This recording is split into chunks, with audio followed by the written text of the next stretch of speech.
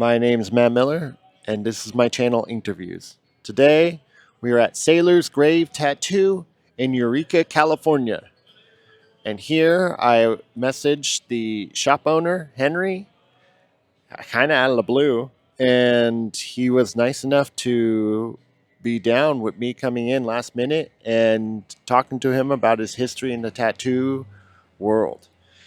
Henry has been tattooing for almost 30 years professionally, and he has almost my whole life experience in the world of tattooing in the tattoo game.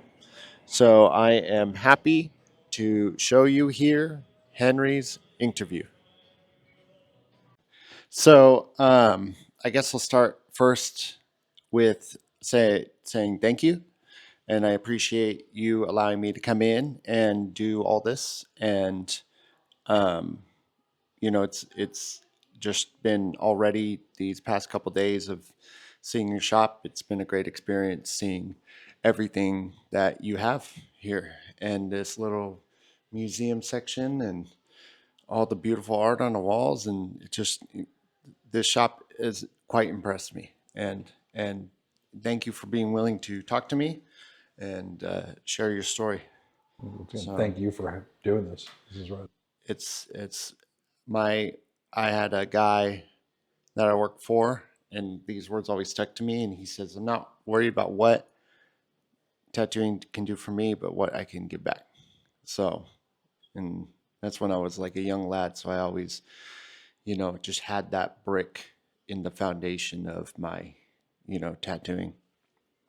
Um, I guess if you'd like to introduce yourself, um, who are you and where are we at? My name is Henry Kruger, and you are at Sailor's Grave Tattoo in Eureka, California. Nice.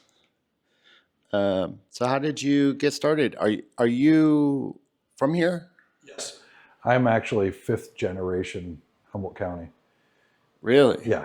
Um, I've moved away for an extended period of time, but I'm originally from here. How I got into tattooing? Um, okay, we could do this. Uh, there's a section of Eureka called Cutton, and over there is Cutton Elementary School, and the school and all the property belonged to my great grandparents, and it stayed in our family. And when my great grandmother got ill, they rent. My grandparents rented her place out, and it was right next door to where I lived. And the first person that they rented it to, they moved here from San Diego, and I remember his name was Paul, and I can't remember what her name was, but Paul had apprenticed in San Diego on the Pike there, and I have no idea who he apprenticed under. I don't remember. That was a long fucking time ago. But he had taken my great grandmother's laundry room and turned it into a tattoo shop. He had the old time chair, and he didn't have an autoclave, but he did a pressure cooker and stuff to sterilize stuff back then. And he had everything. I mean, everything that a shop would have set up. And I had known about tattooing before then, but that's the first time I was really exposed to it. And I was 16 years old when he moved in, and he's seen the work that I was doing. And right when I turned 17, I got a tattoo from him, and then, or not the work that I was doing, but the artwork that I was doing at the time, because I've been into art my whole life. And I would do flyers for punk rock and metal shows and stuff. And so he had me tattoo a dragon on his forearm when I was 17 years old with a tattoo machine. And it was not a bad job. I mean, I took it pretty quick, but I never even considered it as a career or anything, because there was no one doing it back then. There was hundreds of miles between tattoo shops. So And yeah, when was this? that was in 1987. Yeah. That was when I did my very first tattoo on a tattoo artist. So, but I didn't take it seriously until after I went to art school and dropped out. So, Did you go to art school right out of college? I didn't go to college. I I had, mean, right out of high school. yeah, out of high school, I waited a few years. I was 21. I moved to Seattle in 1991 and went right into art school. And I learned more about life than I did art. I actually kind of, I think I was a better artist before I went to art school. Um, I did have a couple teachers that pointed me in the right direction of what I wanted to do in life. And one of my teachers was William Cummings. Um, he was, oh shit, in his late 80s. I think when I had him, he looked like Mark Twain. He had curly white hair, mustache, little bow tie, and he was a salty old man. Like he didn't have much good to say about the human race, but he liked people individually. Um, he was a outspoken communist back in the day during World War II. The picture was getting painted for me. Yeah, There's a type. yeah. But he was really like up in Seattle. This guy was famous, like super famous. A little painting of his went for thousands of dollars. Wow. And he was best friends with Morris Graves, and there's a museum here in town that's named after Morris Graves because Morris Graves came down from Seattle and stayed for the rest of his life here in Eureka, and so him and William Cummings owned Seattle back in the 40s 50s, and I had him for a life drawing class, and it was a 4 hour long class. And he didn't show up one day, and because each day was a different class, and he didn't show up. And I'm a realist, and everyone's like, "Oh, I wonder where he's at." And I'm like, "Well, fucker's pushing 90. There's a good chance he might not be coming in."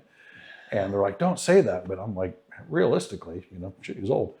And one of the students stripped down naked, jumped up on class because our model didn't show up either. And we started class without him. And it's like 20 minutes, a half hour later, William came walking in, and he was on one. He'd been fighting with the administration. And he told the student to put his clothes on and us to put our stuff away. And at this point, it's going to be a 3.5 hour lecture. And he started it off with, "You're all a bunch of assholes. You guys spend all this money to become artists." And he goes, "The best artists that ever were cavemen. They didn't know what they were doing. They just seen nature and started mimicking it." And he said, "You think you're going to have, do something that no one else has seen." He goes, "Get that out of your head. Everything that you've done in your life has been influenced by something else you've seen since childhood." I mean, and he asked us, what all did we want to be? And he went through the class and asked every one of us. And there was like 25, 30 people in there, and we all wanted to be fine artists, but we wanted to make a living. So we went to a commercial art school, and he's just like, "What's keeping you? Just go fucking do it." And our whole class, except like 5 people, dropped out that day. And a lot of them became successful. Like, it's for real. Wow. Really? Yeah. Wow. So that was a really impressive moment. Yeah. That was, I mean, it stuck with you. Yeah. That was like a diamond piercing my forehead moment, like an awakening, an epiphany. Yeah. And yeah. Were you one of the ones who dropped out? Or did you keep going? I dropped out. Yeah. Yeah. I was like a couple months away from graduating. Wow. Yeah. So what did you do after that? Um, How did you follow that up? That's when I was like, I'm going to tattoo. And at that time period, I was getting tattooed by James Hillary at Seattle Tattoo Emporium. And I ended up buying some machines out of a catalog.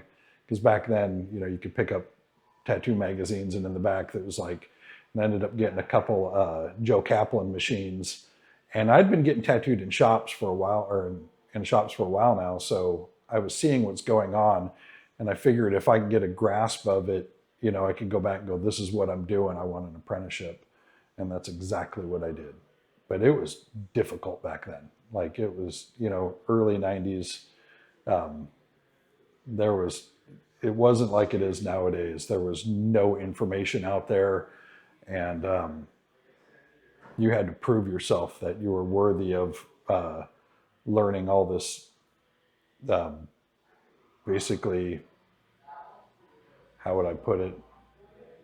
It was like an occult, like it's hidden information that people were sworn to secrecy about, and they weren't just going to hand it out free willingly to everybody like they do nowadays. It was like they worked hard for that information, and you had to prove yourself. And there's multiple ways of proving yourself. First off, just how do you get an apprenticeship? That right there is number one. Is no one can teach you that one. That one you have to figure out on your own. It's still hard. It's really hard, and it should be hard. You shouldn't go to school to learn. All these people that go to school and like pay for a tattoo apprenticeship or something. That's complete bullshit. Complete bullshit. It goes against everything that I was taught. Yeah, same here. I always describe this job as or not even really a job. This life path, the last frontier. I don't think there's this last career path you can have where you have an actual apprenticeship. Like even being an electrician apprentice or a plumbing apprentice, it's still kind of like just an entry level job position. There's still a couple more. Out there? Yeah. Well, I'm Yeah. happy to hear that. Yeah. I love that. Leather workers and metal engravers, and there's still a couple. I mean, there's some people that are doing really good stuff. But, I'm very happy to hear that. Yeah, and that's what you said about apprenticeships being hard to get, and that the knowledge being sacred and kept private is one of the things that really got me personally into tattooing. And around that time, when I made the choice to become a tattoo artist, what the point I wanted to make is there was such a contrast between becoming a tattoo artist and seeking that path in life, and everything else. Like everything else was geared like a funnel. Everyone, it's like, oh, come be a pharmacy tech. Oh, come to college and do anything you want in college. It's like there were so many doors. Literally, everyone was opening like, come on in, come on in, and that was like the only one that was like locked. well, for me, like technically, I probably should have been a construction worker, finisher, framer of houses or something. My family did stucco, so I was a hod carrier when I was a kid. I was making $18 to $36 an hour when I was 18 years old. Wow. Yeah, I had 2 apartments. I had Harley, had a Honda CB 750, Camaro. Like, Wow. yeah, in high school. Wow. Yeah. I did good, but that wasn't for me. Growing up in the whole punk rock and metal, like I was a serious thrasher metalhead from the Bay Area thrasher. Like, went and seen Metallica and Slayer. Like I seen Slayer in '86 on the Rain and Blood tour in San Francisco at the Stone. And I'm actually on YouTube doing a stage dive when I was 16 years old. It's like, Oh wow. yeah, I did not fit in society. I had a hard time. And, like, so for me, getting into tattooing, I never even thought about it as something where I'm going to make a serious living at. I just had to do it. Like it was like in me to pursue it as much as I can, to where like I would have sacrificed almost anything to get into a shop. And I did. I moved all the way up to Olympia, Washington, and I did not want to be there to get into one of Pete Stevens' shops. So Pete Stevens owned Seattle Tattoo Emporium, which was one of the oldest shops in the state, but on the West Coast. And he had like 5 or 6 shops. He had Everett Tattoo Emporium. He had one in Marysville, Seattle Tattoo Emporium, which was owned by Danny Danzel before him. It goes, and then Electric Rose in Olympia. And I got in and I apprenticed under Sean Linseth. And that was an ordeal to get into that. So. Yeah, you said it was, or you implied it was quite the experience. Well, first I had to convince, like, I asked for an apprenticeship and they're like, nah, get the fuck out of here. And I was still kept coming back. And then I had done work out of my house, and then I moved back here for a short period of time. and got somewhat of a portfolio together to show what I could do. And I stuck simple. I just did like black work stuff and showed. And then they started taking me serious, and they said, "Hey, we just opened the shop in Olympia. Go check it out there." And I went there, talked to the guys, and the day I talked to them, they were like, "Okay, let's see what you can do." And they put a stencil on this guy Mark Masoda, and it was huge, and it was a Guy Aitchison flash piece. And they said, "We'll see what you can do here." And I stepped right up and started tattooing, and landed the job. Wow. And so, even though I served an apprenticeship, I started tattooing the first day there. It was either a sink or swim moment, and I swam. How do you think you did on that first one? The line work, they just had me do the line work. It was good. Yeah. And you felt comfortable doing it? Yeah. Because you had done a few. Have you just done that one on that No, one tattoo? no, I had done quite a few on my friends and stuff, trying to figure it out. So I was understanding needle depth, and I mean, hell, I was already tearing apart machines and making my own needles at this point. Wow. Yeah. Yeah. Well, tell me a little bit more about how that apprenticeship went. How long was it? Like, did you do it for a couple of years, or I mean, everybody's different, but apprenticeship is like, it's a lifelong thing. You're constantly learning. I don't know if there was ever a point where I was told I was finished. I worked that shop for 6 years, and then out of differences, I moved on, and I went to work at Anchor Tattoo in Seattle, and that was a fun experience. I walked in, and it was like a crazy rock star shop that just opened up, and it was Joel Kennedy, who's not with us anymore, Dave Murky, who's an amazing tattoo artist, and Tracy Zumwalt, who's also an amazing artist. It was a collaborative that they did, and I was just in there, just looking at their work, going, "Oh my God, I want to do work like these guys." And I asked them if they were hiring, and they said, "What's your name?" And I said, "Henry Kruger." And Tracy Zumwalt was like, "You're hired." And I'm like, "Well, I don't even have a portfolio." He goes, "We know who you are." And so they hired me on the spot. And God, the first day working with Joel Kennedy, I learned more from him the first day than I did like 6 years prior. It was insane. I mean, the 6 years prior, I learned a lot. Like, I learned a lot from Sean Linseth. But then I went to somebody else who was just like, at that time, he was like, in my eyes, one of the best on the planet at that time.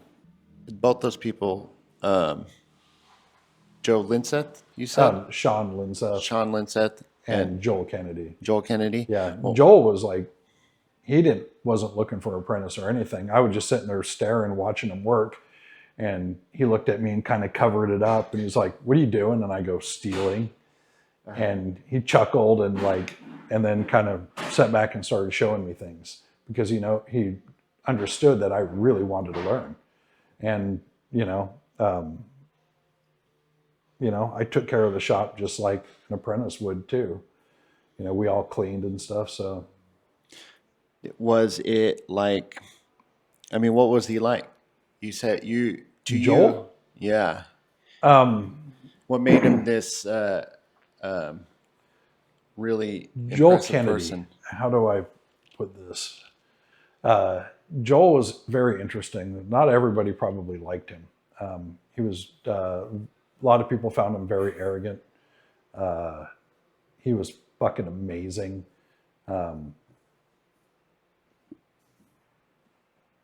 Honestly, we'll just be honest. He was a fucking drug addict. But I understood why he was a drug addict, and that a lot of people didn't understand why. I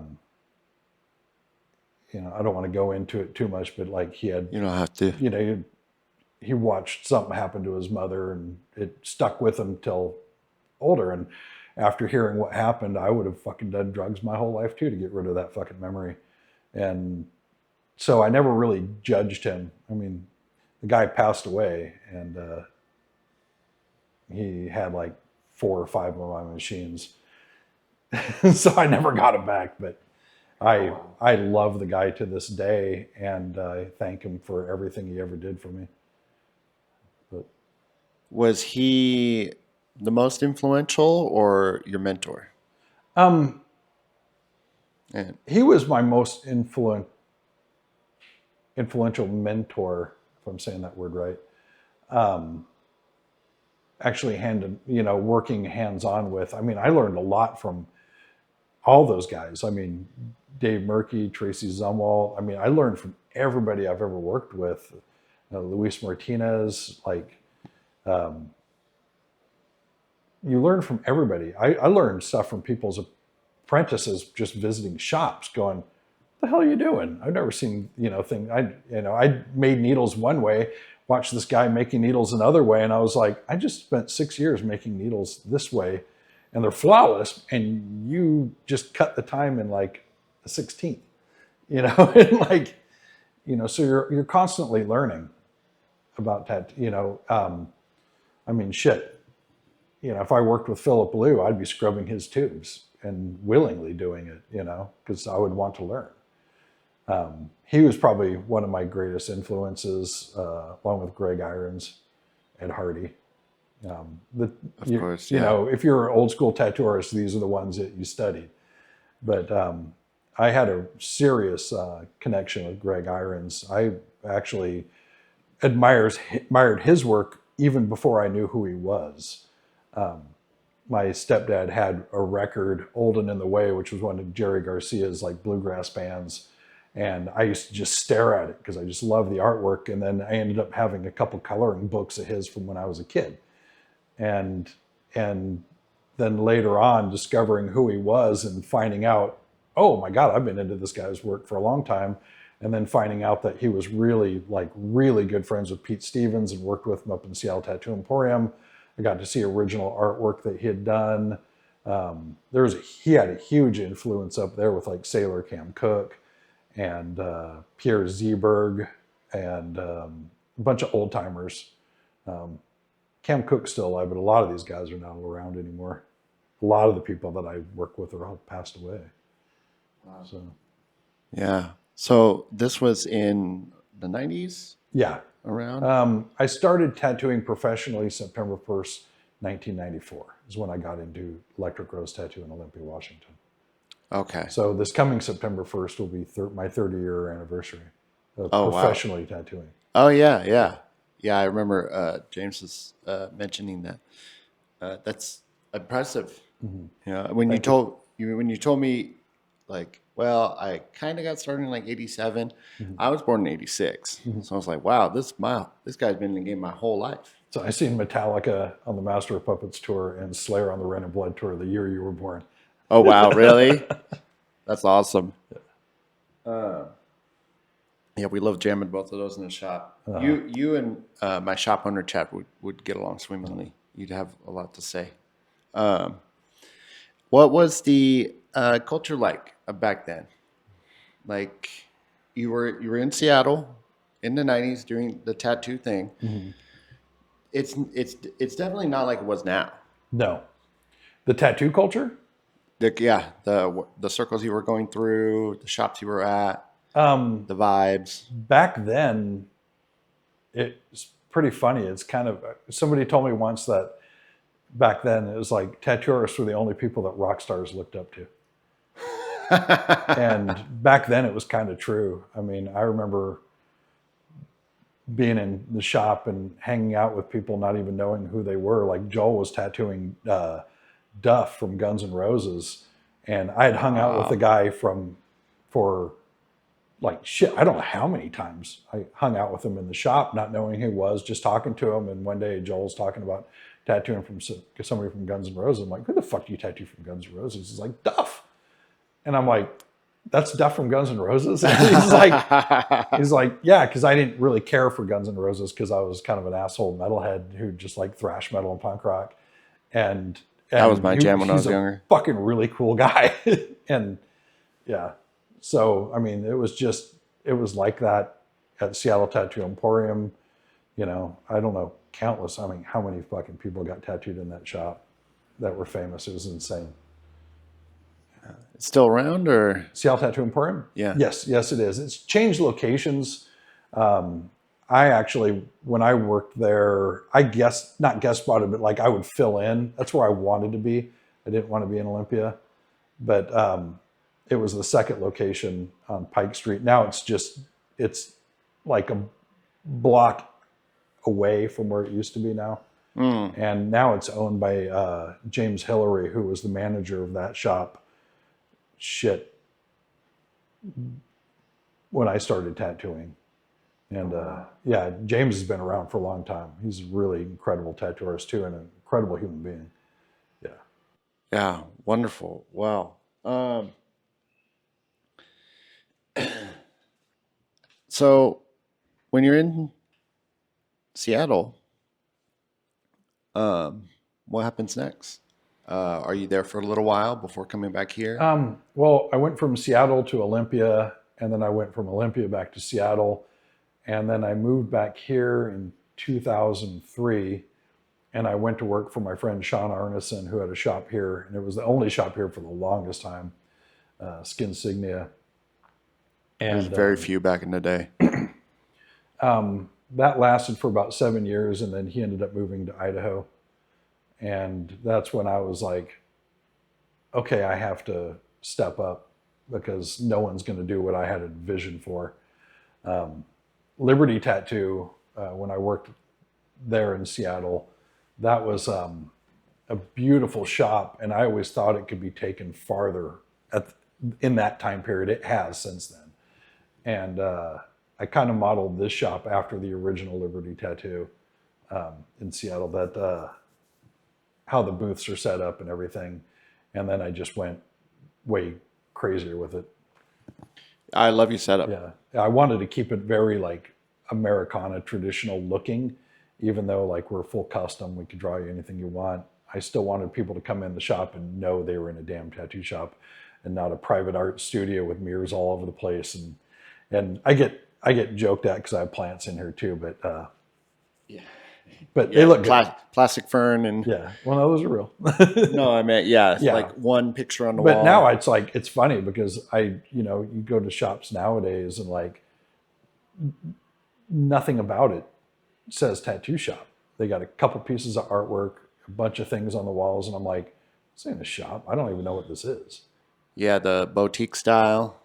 Mm-hmm. I am personally judgy when I'm like looking online, or if I even happen to visit a place and there's not really art like this, even a quarter of this on the walls. I just am internally judgy because it's not. I even decorate my house like this. So I love the style. I mean, just right away, it's nice. It's very nice, and it absolutely does feel like a tattoo shop. Thank you. So is that around time when you started actually Sailor's Grave? Yeah, this was a long process. I wanted to be in Old Town, and they had, I don't know what the word for it, they put a moratorium on tattooing. They got rid of tattooing. They called it physical culture. So when Eureka was one of the last places to get rid of mass prostitution. And so when they did that, they lumped a whole bunch of things into it, and tattooing was one of them. Huh. And so when I wanted to put a tattoo shop in Old Town, they flat out told me no. And I went to get a conditional use permit, and it was like a $2,000 check right then and there. And they told me, don't do it. This is non-refundable. You're not going to get it. We do not want to shop in Old Town. And I did that. And then they gave me the paperwork, and I went through it and went, this is beyond me. And even my partner was said, like this was beyond her. And I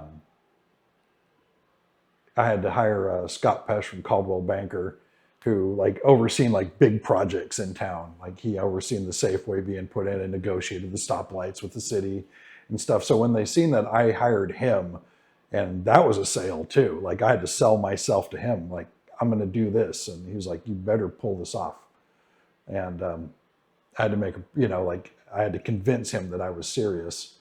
And then the city started taking me serious. And it was literally 1 year and 3 weeks of renting this place before I can even open the door. Wow. Yeah. Well, so what was the date you got the doors open? 4th of July in 2010. Oh, wow. 4th of July. So we just had our 14-year anniversary here. Nice. Yeah. Yeah. So 14 years. Has a lot changed since then? Are there a lot of shops around here? Not really. No, there's quite a few. there's a lot more than there should be. Okay. And there's a lot of shops that haven't earned it. Now everything is online, and there's a lot more shops now. In my opinion, it's because everyone sat around watching all the TV shows during COVID, and everybody told their kids, "Oh, you're a great artist. You could do this," which is true. But instead of doing it the right way, they just went and bought pen machines, which you need to know nothing about, and started tattooing. And I was getting like 5 to 7 kids coming in a week wanting an apprenticeship, and I'd tell them nope, and they'd walk away and never come back. And that's they're not used to being rejected, and that's part of the whole test. The first one, that's an unspoken one. Absolutely, yeah. And now, like, several of them just opened up their own shops, and there's shops around here that have no business even working who have apprenticeships. I'm not going to say any names or anything because I don't talk crap like that, but like. Right. But you're welcome to your opinion. Yeah. Well, that's what's going on. It's going on everywhere. Every city, all my friends are all telling me the same exact thing. Yeah, I feel like I meet a lot of people. I'm very open to, I like collecting data or just personally talking to people and exploring stories. And I've met a lot of people who were in that COVID area. They bought a bunch of Amazon machines and pursued it as a career. There's an emergent culture developing that are, I call them Amazon tattooers. I would be a hypocrite if I didn't say I did, because I started off tattooing out of my house. But I was like seriously getting tattooed and pursuing it with a goal of getting a real apprenticeship, and that's just not how it is nowadays. Yeah. Well, it's complicated because maybe there's probably a few out there who are really dedicated and really want to. There's going to be. I'm sure there's quite a few that are amazing that have made it and figured it out and done something for themselves and are getting into learning. But yeah, I don't know. It's not how I would perceive to be the optimal way to do it, but it's a sign of the times. I think it's happening. I don't discourage anybody from not pursuing a career in it. It's oversaturated now, but like, I got really good friends of mine and clients coming in going, I just bought my 16-year-old daughter a tattoo machine, and they're super happy about it. And I'm like, how can you even condone this? Like, they're tattooing their friends and stuff, and they're like, after knowing me personally, or sitting in the chair hours and hours with me, thinking that this is kind of okay. And one of them responded, well, they can work for you. And I'm like, no, that's not how it works. They're not going to work for me. In fact, this is going to make it even worse. Yeah. So. Yeah. My shop owner, Chad, he's very with that kind of a similar mentality you have. He likes to make it very hard for Thomas, our current apprentice. Probably he only had one other apprentice before that, and he's exceptionally hard. He's not like cruel, but he gives Thomas a challenge, and Thomas is a traditional apprenticeship through and through. I don't believe in the hazing part. We don't haze him. Um, He just makes it challenging. Gives him like he has to draw like 5 flash sheets in 3 weeks, kind yeah. of thing. Doing Flash, that kind of thing. I've seen some crazy apprenticeships. I've seen shit be really mean. And I'm like, I'm not that way. I'm not going to do that. That's not how I do it. And in fact, I've only apprenticed like 3 people. And I'm not pumping people out. And I never even asked for like to apprentice anybody. I didn't go up to somebody going, hey, I want to apprentice you. It was like these people like, came in and didn't fucking leave. They became good friends, and like I'm like, okay. And then they showed themselves and really stepped up and did it. What's some of the gnarliest stuff you've seen as far as apprenticeships, other apprenticeships? Oh shit, I don't even want to go into that. Oh, okay. That's some fucking horror stories there. Really? Yeah. That bad? I know some female tattoo artists, and I'm all for female tattoo artists getting in this business, but back in the 90s and shit, it was really fucking bad for them. Wow. Yeah. I mean, a lot of sexual bullshit. Yeah. Yeah. That's terrible. Yeah, I knew. We had this place, the stories of demographics. One of the apprentices, he was a guy. Well, they made him do really unusual stuff, like hand out business cards to other tattoo shops. Mm-hmm. And I don't know if you're familiar. I'm from Lancaster, California, so in there you're probably familiar with Seco City. And when I grew up, that's where Mike Pike is. Yeah. And JoJo would work out of there. And I think Nate Hopewell, Nate's on his own now, but I think he was Seco City's only apprentice. And but around the time around the time the skater era, there's almost like a sailor era, a biker era, a skater era, and then now it's like this. Yeah, I think I came in the whole punk rock metal era. Yeah. Everybody I knew that got into tattooing around I did were all metalhead punk rockers, rockabilly. Oh yeah. Yeah. Yeah. Can't There's a forget them. bunch of rockabilly guys. Yeah. Yeah. Yeah. I'm surprised they're still not around. I really like that style. Yeah. I wasn't really part of it. Yeah, but he would have to. They would make him do silly things like wear a thong and clean the windows and. Didn't really see much of that kind of stuff. Nah. No. They were. Yeah, I thought it was a little unusual. I was never subscribed to the idea that you had to haze somebody. I felt it unnecessary and cruel, personally. Yeah. I don't want to belittle other people. It doesn't make me feel good to belittle other people. No. I've been told I micromanage, but like, hey, if you can show me how to do something better, step up and show me, please. I want to figure things out too. It's a constantly learning. Right. You're not coming at it from from malice. You're just coming at it from productivity. Yeah. So you've been tattooing professionally for almost 30 years. How would you describe your style? I tried not to have one. Really? Yeah. Okay.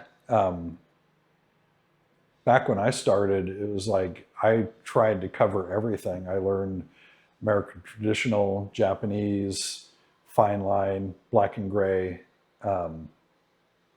When I started, all we wanted to do was Celtic and biomechanical and like things like that. Now it's like I don't even want to do any of that. I just want to do kind of more traditional work.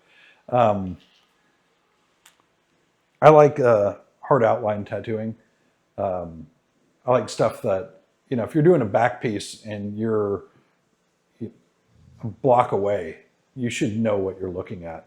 You shouldn't have to go up on a back piece and see what it is. You should see it from a distance and go, oh, shit, that's a panther, or, that's a, eagle or Jesus head or something. You should not have to like squint and like try to figure it out. And another thing is I really think about longevity of the piece. I see a lot of amazing artwork coming out now, like incredible stuff that on a canvas, it would last, 1,000 years. But on skin, they're going to have to get that redone every like 3 to 5 years. There's no way that's going to hold. I mean, I see what holds. and traditional. I'm not talking American traditional, but like traditional tattooing, like stuff with, you know, bold outlines, shading. You know, it's kind of like equal black to equal color to equal shading, Yeah. or equal skin. Yeah. Stuff that reads well, that you don't have to get up on, is going to last. And after 30 years of looking at what my work looked like when I was younger and what it looks like now, I got a good grasp of what's going to last people for the rest of their life, so they don't have to get it redone. Yeah, yeah, I feel that comes with experience. Mm-hmm. That's really, I Yeah. mean, I've certainly have my share of tattoos that are too busy Mm-hmm. and aren't going to last very long, and that's um, among many reasons. But traditional holds place in my heart Yeah. because of how effective it is. Traditional is the most optimal, most effective style for skin and for aging, for Well, I longevity, mean, and there's a lot of stuff that's going to hold. I don't necessarily do all the geometric stuff, but a lot of that's, you know, when it's done well and done with a lot of contrast, is going to hold up perfect. yeah. You know, Oh yeah, yeah. you know, there's a lot of tattooing that's going to seriously hold up. But, you know, if somebody wants, you know, extreme realism beyond belief, then they can get it. I don't want to do it. Yeah, me neither. Not anymore. Yeah, I did it back in the day. I'm fine. I learned my lesson. Yeah, I got a little burnt out. I'm trying to keep up with it. I actually just got real tired of doing line portraits Mm-hmm. because that's all anybody will want to get. Oh, lion portraits? Yeah. Yeah. I had done. I They got remember to doing. have the blue eyes and they got to have the flowers with it. I get Yeah. asked all the time, still to this day, to do that stuff. And I'm like, you're not an original.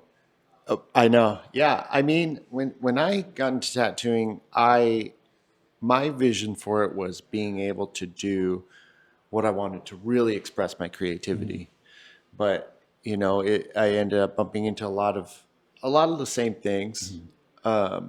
which are kind of like the bread and butter, and I've accepted that. But for me personally, just doing the line, there are people out there who want to do your line portraits I that mean, love doing them, I, but I it's not mean, this guy. if people want me to do stuff, here's the thing. It's like, I'm not into tattooing to go, hey, I'm only doing what I do. I'm a hired contractor. People come in, and I prefer when they give me a list of things, because most people that want me to tattoo them like my work or know who I am, like my work, and want me to come up with something. So they'll come in with like a list of things, and I'll look through it and go, oh, that doesn't work. And it's like, oh shit, these work. Oh, these three work really great as a tattoo. And I'll put something together, and a lot of times right then and there, I'll draw right in front of them and come up with something for them. But all in all, I'm a hired contractor. I mean, almost everything I do, somebody wants to add something to that I kind of think, you know, maybe makes it more undesirable for me, but I'm not the one wearing it. They are. And True. even when it comes to doing like little dinky tattoos, like little flowers or something, and right now the trend is like little line work flowers with no color or anything. I put my heart and soul into everything I do, even if it takes me just 10 minutes to do the tattoo. That's my name on it. And when somebody sees it, they're going to go, oh, that's a damn nice tattoo. Who did that? And they say Henry Kruger. They're like, yep, okay. You know, it's about them, not you. And that's a lot of these younger kids don't get that. They get into it because they're trying to feed some fucking ego or something. You want to be good at anything in life? Kill your fucking ego. Get rid of that fucking thing. Really, Yeah, really. Do you feel strongly about that? yeah, I do. Do you feel like it gets in the way? Yeah, I mean, you could be confident. I mean, when I'm doing a tattoo or I take a job, I'm pretty confident when I say I can do it, that I can do it, even if I'm like kind of sweating it, going, I just took a job that I don't know if I could do or not. I know I can do it. I just have to go study, and have to like really look at what something looks like, and then try to figure out how I'm going to stylize it into a tattoo. But yeah, if you're getting into it to stroke yourself, then don't. Yeah, I don't know. There's no room for it. You feel like that's there's a lot of that going around? Yeah, I do. Especially at conventions and stuff. I see it. Oh, okay, yeah. I could see I that. I kind of I hate tattooing at conventions. I do one over in Reading every year. I love going over there. I'm friends with a lot of the guys over there, and there's not much ego over there. That's what I really like about it. It's a lot of, I mean, it's mostly coil. I'd say it's like 3/4 coil and then a quarter to a third pen machine, the black and gray stuff. But like everybody is really chill and pretty damn cool. But I do see a lot of arrogance out there in tattooing. Was there a lot of it as you were coming up since you began tattooing? Was that something you experienced a lot of, or? I remember the people who were arrogant and stuff. I remember the ones that were really just down to earth and cool. And then once again, if you actually stop and take the time and look through people's bullshit, you could find out, oh, like they're arrogant for this reason or that reason. There's always a reason for something. But like when they're just like, it's usually insecurity. They're trying to comp something, make up for something. Usually, yeah. Usually. It's not everybody. I can't put a label on everything. Yeah. Well, it's complex. Shit, yeah, it's complex. And it's a learning thing. I mean, shit, I might have been arrogant when I was younger. A lot of people said I was, it probably was, but it's a learning thing. As you get older, you're supposed to learn and figure things out and, hopefully not get judged by all the shit you did when you were younger, because if you're a true human being trying to learn, you learn from your mistakes. Absolutely. I feel like it's a lifelong struggle. It is. I'm always, I don't like to be arrogant. I always have to, every day I have to remind myself that there's other people. Yeah. And you never know. One of my good friends told me one day, he was like, this is just a couple of years ago. He's like, you never know what somebody's going through. If you hold a door open for somebody and they don't say thank you, don't go, fuck you. You don't know what they're going through that day. I mean, guy's mom might have fucking died. You don't know. Yeah. And later on, that person might go, shit, I didn't say thank you. Yeah. Yeah. One of my good friends told me that one, and that one really stuck with me. So. Yeah, no, that's a good one. That's a good one. I feel very strongly the same way. I feel strongly about ego. Mm-hmm. And I always feel like, for me, if when I want something to happen, and I want it for selfish reasons, I never get it. Mm-hmm. It always kind of it's like a magnet, like a polarity. Mm-hmm. But if I come at it honestly, and I come at it without trying to pull too hard or try hard, or it usually comes. So, and that's just kind of like life. Anytime I've ever tried to cheat at a game, I've lost, kind of thing. Mm-hmm. So I was like, well, screw it. I was also raised with my dad, which I'm thankful for, who's a very honest guy. And he always tried to raise me to be honest and come at life with appreciation. Shit, I was raised by a World War II grandfather. Oh, yeah? Yeah. You were by your grandfather, though? Yeah. Wow. What was that like? That was amazing. Really? Yeah. That's a whole nother interview, man. Oh, really? Yeah. Okay. I mean, I've been in gunfights on a ranch. I've hunted off horses. I've fucking had rattlesnakes wrapped around my leg. My childhood was insane. Really? Yeah. I grew up all summer and every weekend on a giant ranch in Laytonville. Wow. Yeah. Okay. In Lakeville, in California? In Laytonville, yeah. But that's a whole nother, that has nothing to do with tattooing. And okay. Yeah. But one thing that stuck with me is he was one of the hardest workers I ever met. And all my life he preached work when you can. And on his deathbed, he told me he was wrong. He was like, "You got to have fun." Oh, And it wow. ended too quick for him. Yeah. Yeah, that guy could party. Really? Yeah, fucking. Yeah, we don't party like they did. I mean, we party, but like, yeah, that generation were nuts. Yeah.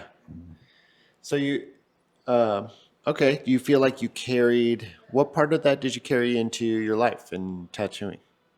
Because he always pushed you to Oh, work, but work ethics and just being true to yourself, true to the people you work with. I treat this like a family.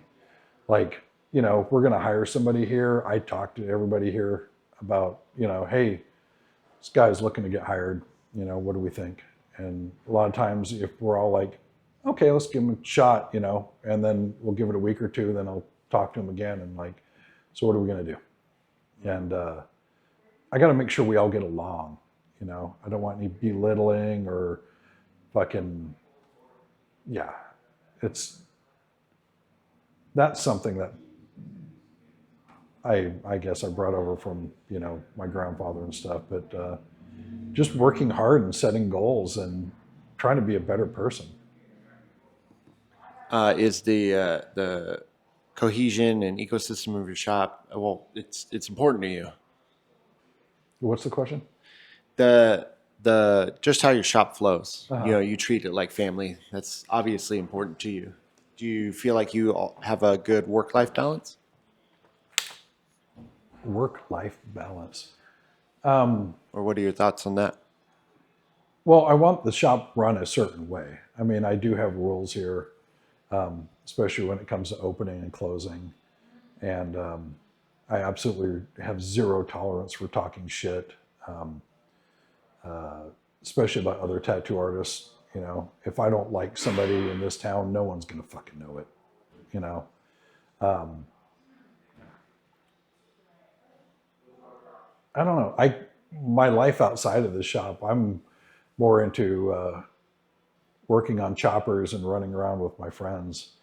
Um, I used to live and breathe tattooing like 24/7 when I was younger. Like no one sees like, oh my God, you can just draw a dragon out of your head. Well, no one sees the thousands of hours of drawing dragons and eagles and roses and, studying Japanese, all the styles of Japanese, all the styles of American traditional, and one thing I love about nowadays is like, this was a quote from Sailor Jerry, loose quote, but like he was talking about how like you could take the crossing of Delaware, of George Washington, and turn it into a back piece in the Japanese way of doing it, and that was 100% spot on. You could take anything and like take all these styles and put it together and turn it into something that's gonna last and not just last in the skin, but last in like 30 years from now, somebody will go, oh shit, that's a fucking amazing tattoo. Yeah. But Yeah, that's awesome. I don't know if that answered your question or not, but that's where we went with it. No, it's good. It's good. Uh, do you have you had a lot of people come through and work for you? Yeah, You've been the owner from day the one. entire time. Yeah, Yeah. and you like to have your family. You like a family setting. Yeah, You're there's not been just a lot of people that have come and gone. Um, they leave for all kinds of reasons. Humboldt County is a hard place to want to live. I love it here. Personally, I love this area. When I moved away, I never thought I was going to come back. And when I did, it really, I was like, yeah, this area is really cool. Everybody has their own reasons for leaving, but there's quite a few people and almost everybody I've worked with has an open invitation back here. A couple of my friends still have keys and a code. Wow. Yeah. Wow. So. Yeah, this place, you either love it or you appreciate it. Yeah. I appreciate it, but I don't know if I personally could Yeah. live here. Well, My a lot of friend people does. hate the weather because as the rest of the world's burning, we're not. But it's, you look outside and you're like, I'd love to fucking see the sun today. Like it's just gray out there right now. I But if you, actually like that. yeah, but if you travel 20 minutes, a half hour away, you're going to be in 100-degree temperature. Yeah, see, that's why I started moving more up north Yeah. so I can get cooler. And then Because if I I can. really want to go get burnt, I could just go over to my friend's shop in Redding at Iron Mountain at Kurt Bear shop. And if you haven't been there, you should go check that shop out. Oh, really? What shop is it? Iron Mountain Tattoo. Iron Mountain. Yeah, Okay. Kurt Bear owns it. That is an incredible tattoo shop. I'm gonna put that on my. We list. jokingly call it our sister shop. Like, I got an open invitation anytime over there. Those guys can just show up here, and I'll be like, "No, go to work. You're fine." You know. Nice. You know. That's awesome. It's a rad shop. That's how most of my friends are. So. Do you have a strong circle of tattooer friends? Very strong. I'm always wanting to expand it. There's a lot of us that basically, I don't know if we all went to the school of Joel but there's a group that all knew or was inspired by Joel Kennedy that have all kind of stuck together, even though some of the people I've never met online we're friends. And, but yeah, I got friends all over Seattle, Olympia, Portland, San Francisco, LA that, I talk to all the time, see what they're doing. Yeah, that's wonderful. Yeah, that's how it is. With my shop owner, he has a long history. He's been in the game for about as long as you have, maybe a little bit less. And I see, I'm just from I'm from a different generation. Obviously, there's an age difference, but I love hearing about how it used to be, and that's why I'm talking to you. Well, that's why I like doing this. The generation thing, like, once again, I would say I would never tell anyone not to try to strive to get into tattooing or whatever they want to do in life. I remember certain tattooers being just complete fucking assholes when I got into it. Like, oh, you're never going to make it. Like, we'll see if you even make it a year. And then after a year, it's like, let's see if you can make it 3 years. Let's see if you can get 5. And like, just grumpy old motherfuckers. And they're like, you don't know shit. I worked with fucking so-and-so, or, I worked with Greg Irons. I once worked with fucking, Sailor Jerry or whatnot. And now I understand why they're all grumpy. But when you stuck it out, like, they respected it. They're like, oh, you're actually true. So I don't know. Well, how do you feel about this latest generation? What we had talked about people teaching themselves. Mm-hmm. Why would you, in your own words, why would you not want to teach yourself? How would you explain that? How would I explain that? You're going to learn very little, and you're going to be in like a, what's the word for it? Bad habits? Well, you create bad habits, but your little own echo chamber. Like, people that work in like private studios by themselves, I don't travel nearly enough. Like, I love learning from the guys here, but like, I really need to get my ass out there. That's why I like going to Reading and going to the convention over there, seeing what other people do. But the more you travel, the more you're going to learn. And I don't do it nearly enough. I should be all over the damn planet, learning. But if you're just teaching yourself, I've learned stuff from apprentices at other shops that I just was like, oh shit, I never thought about that. You're going to learn whoever you're around. So the more people you're around, and if you get, like, shit, I was taught by Sean Linseth, who was taught by Pierre Zeberg. Pierre Zeberg was taught by Pete Stevens. I'm not sure who taught Pete Stevens. He started off on the East Coast, but he ended up in Sacramento and then went up to Seattle, and he worked with Danny Danzel, who had Seattle Tattoo Emporium before World War II and into World War II. And Pete ended up inheriting that shop when Danny passed away, but Danny was apprenticed under Percy Waters. So this is my lineage. And so, like, I got taught, ink building, machine making, like everything. And it was all handed out little bits. As the longer I was there, it was like, okay, and it's not like on this date you're going to get this. It was like, okay, this guy's busting his ass, let's show him a little bit more. Let's, here's this and here's that. And that goes along like, I mean, I got a bunch of artists that guest artists here. Mickey Frazier up north in Oregon comes down, or Melissa Taylor from Oakland comes over here, and they're really good tattooists. But I constantly is like, hey, check this out, showing them different things, and vice versa. You learn from everybody. And so if you're just teaching yourself and opening up your own private studio, you're not going to learn much.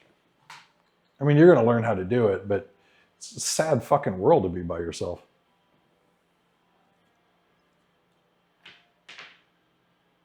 Oh, we're good. Do we need to pause? No, we're good.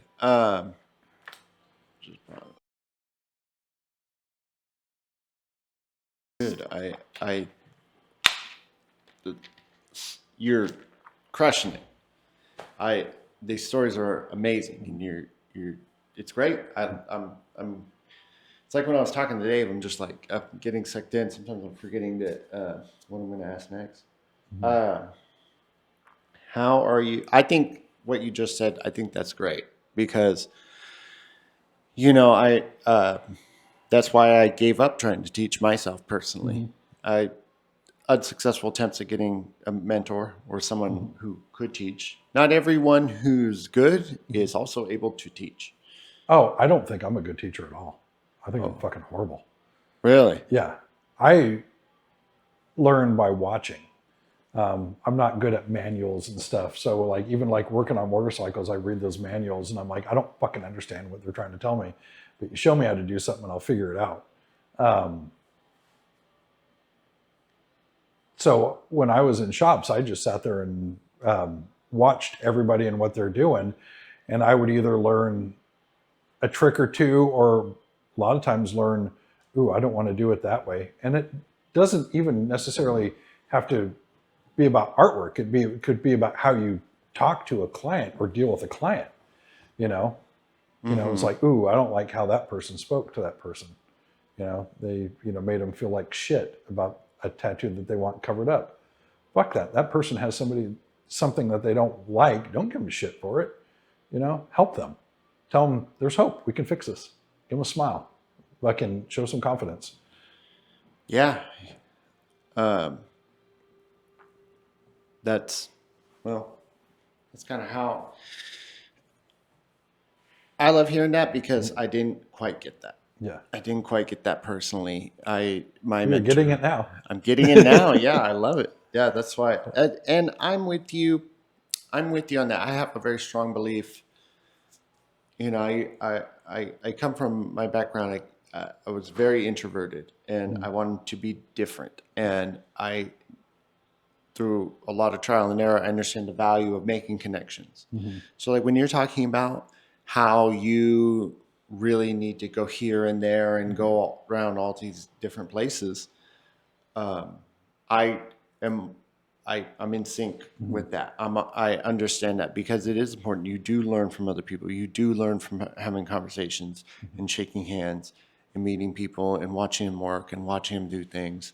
And even if it is somebody who's new, I love watching someone do what they do, whether they're new or highly skilled. And a lot of times you learn a lot from the new people, because they don't have all the preconceptions of the high skill. Mm-hmm. They're trying things out that you wouldn't even think to do. Yeah. Oh yeah.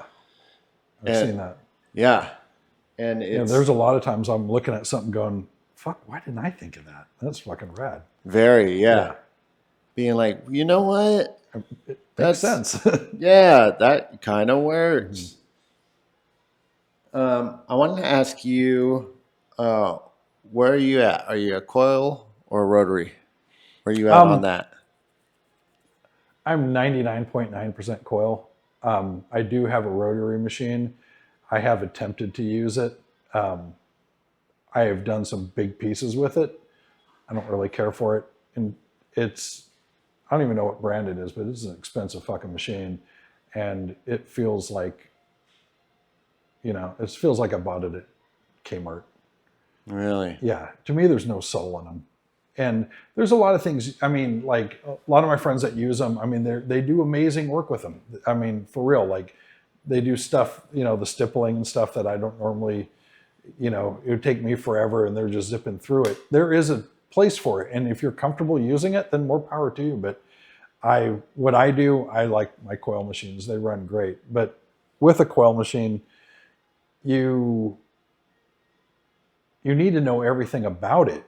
You need to know what metal it's made out of. You need to know what the cores are, how many wraps they are, what the springs, what size are the springs. You have to feel your way through the tension of the springs. And it's very difficult to learn this thing. And the only way to do it is to tear them apart and get hands-on experience. And with the new machines, you don't have to do anything. In fact, the warranty is no good if you mess with them. So yeah, absolutely. You don't have to know a goddamn thing about them to use them. Yeah.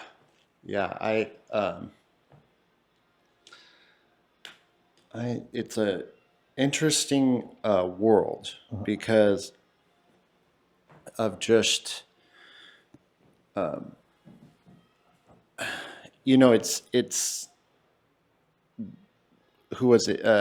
Dringenberg has closed its doors because people aren't buying enough coils. Mm-hmm. They're taking over. Yeah. They're becoming the. Well, I'm sure he's still making them, but yeah, it's going to be selected people. And I mean, I know Mickey Sharp's United States closed down. So. Oh yeah. Yeah. That's way back. Yeah. That's old school. But do you need to pause again, or? I might. Okay, so Part 2, action. Part 2. So we were talking about before my thing overheated.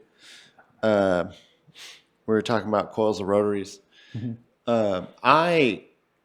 Hold on. I'm not going to slam anybody for using a rotary. I know people that do amazing with them. And if that's what you want to use, that's what you want to use. I'm more comfortable with coil. I know a lot of people that are, loyal to the coil. But like whatever makes you do the best artwork that you can, but don't slam coils just because, I've heard them called grandpa's noisemakers. I'm like, hey, you give me shit and you don't even know how to fucking tune one.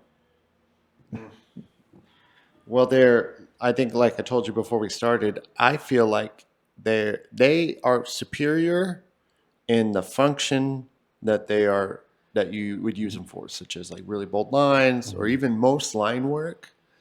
I personally wouldn't use them for stippling, and I do a lot of stippling, and I feel like a rotary is definitely superior in that regard.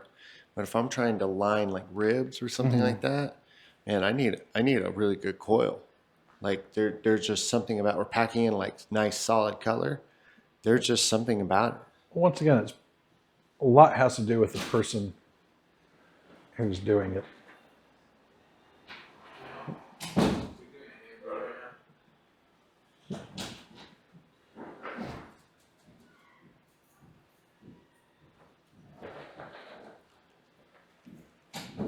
Okay, we can start over. Yeah.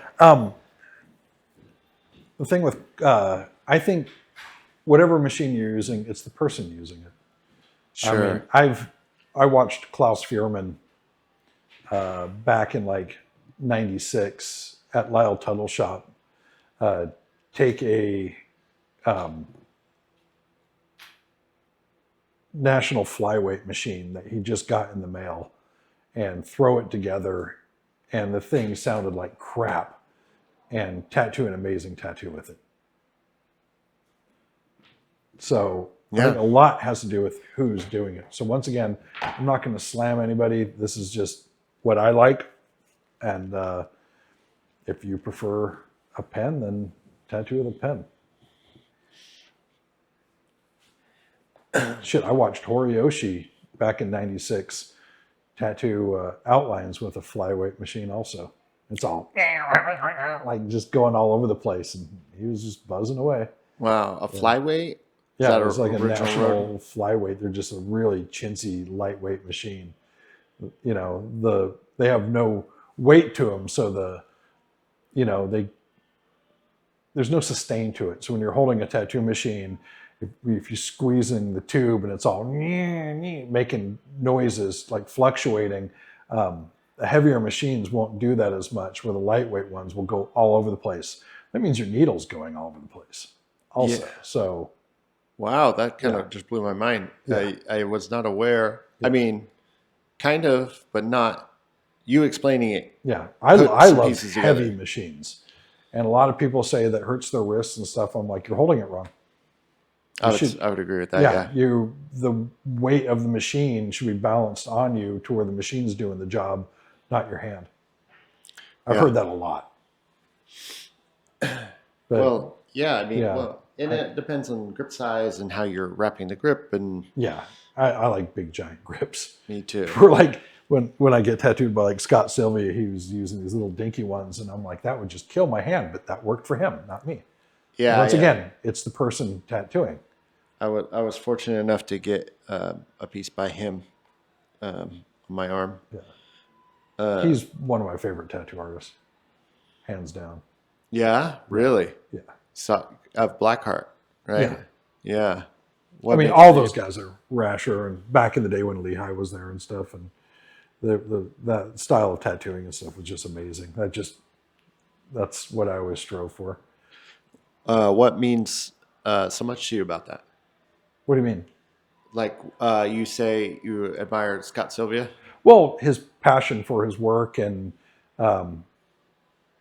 the artwork, what it looks like, and Oh, it's his great. artistic style, Yeah. speaking with Rasher and stuff, and just that it holds. I mean, you look at it, you don't have to try to figure out what the fuck it is. You can see what it is, and yeah, and just their passion and commitment. Like that is a real tattoo shop. Yeah, it You is. walk into the door of that shop and you feel like 100%. yeah, Yeah. you get a smile on your face and there's energy going on, and you're like, yeah, today's gonna be a good day. Yeah. Yeah, absolutely. Uh, well, and not to get too far away from the subject of machines. So what were your first machines? Do you have My a first ones were story? Joe Kaplan East Coasters, and they were big, lumpy chunks of aluminum that were clanky and worked great. And Yeah. I immediately, because I got a set, and I immediately took one apart and figured out what made them, why they ran, and what made them run the way they did. And I ended up selling those to a rabbit farmer about 25 years ago. A rabbit A farmer? rabbit farmer. Really? Okay. I wish I still had them, because Is there- now I'm trying to find rabbit farmers that have machines and shit. Is there a story behind that, or No, it's just a guy who was Just getting happened to- tattooed in the shop, and he had rabbits that were prized rabbits, and they yeah. mark them with numbers. Oh my God! And, Yeah. yeah. Wow. So that's where my first machines went. Nice. Yeah. Okay. After that, I pretty much used. Well, Pete Stevens made machines, so I have a bunch of Pete Stevens and Spalding and Rogers. And then after that, like, shit, so many of my friends were building machines back then. And nowadays, like, my main machines that I use every day, I got two that were made by Mike Malone, and those are my daily drivers, along with Bravo. Juan Puente and Scott Sylvia and Ivan Dringenberg and shit. I have so many fucking machines. Yeah. How many would you say, if you could guess, as far as quantity? No, fuck, I don't know. I don't know. Yeah. Okay. Yeah. Yeah. Are you have? I will say this: everything's locked up. Of course. Yeah. Yeah. I know a tattoo machine collector. Yeah. There are so many. They're literally spilling out. Yeah. And I mean, over the years, I mean, I remember Pete Stevens telling me, at the end of this, he goes, you'll have a couple 5-gallon buckets and you use like 3 or 4 of them. And he was correct. Oh yeah. Yeah. Okay. Are you from did you make needles? Yeah. Oh yeah. Yeah. I only quit making needles maybe,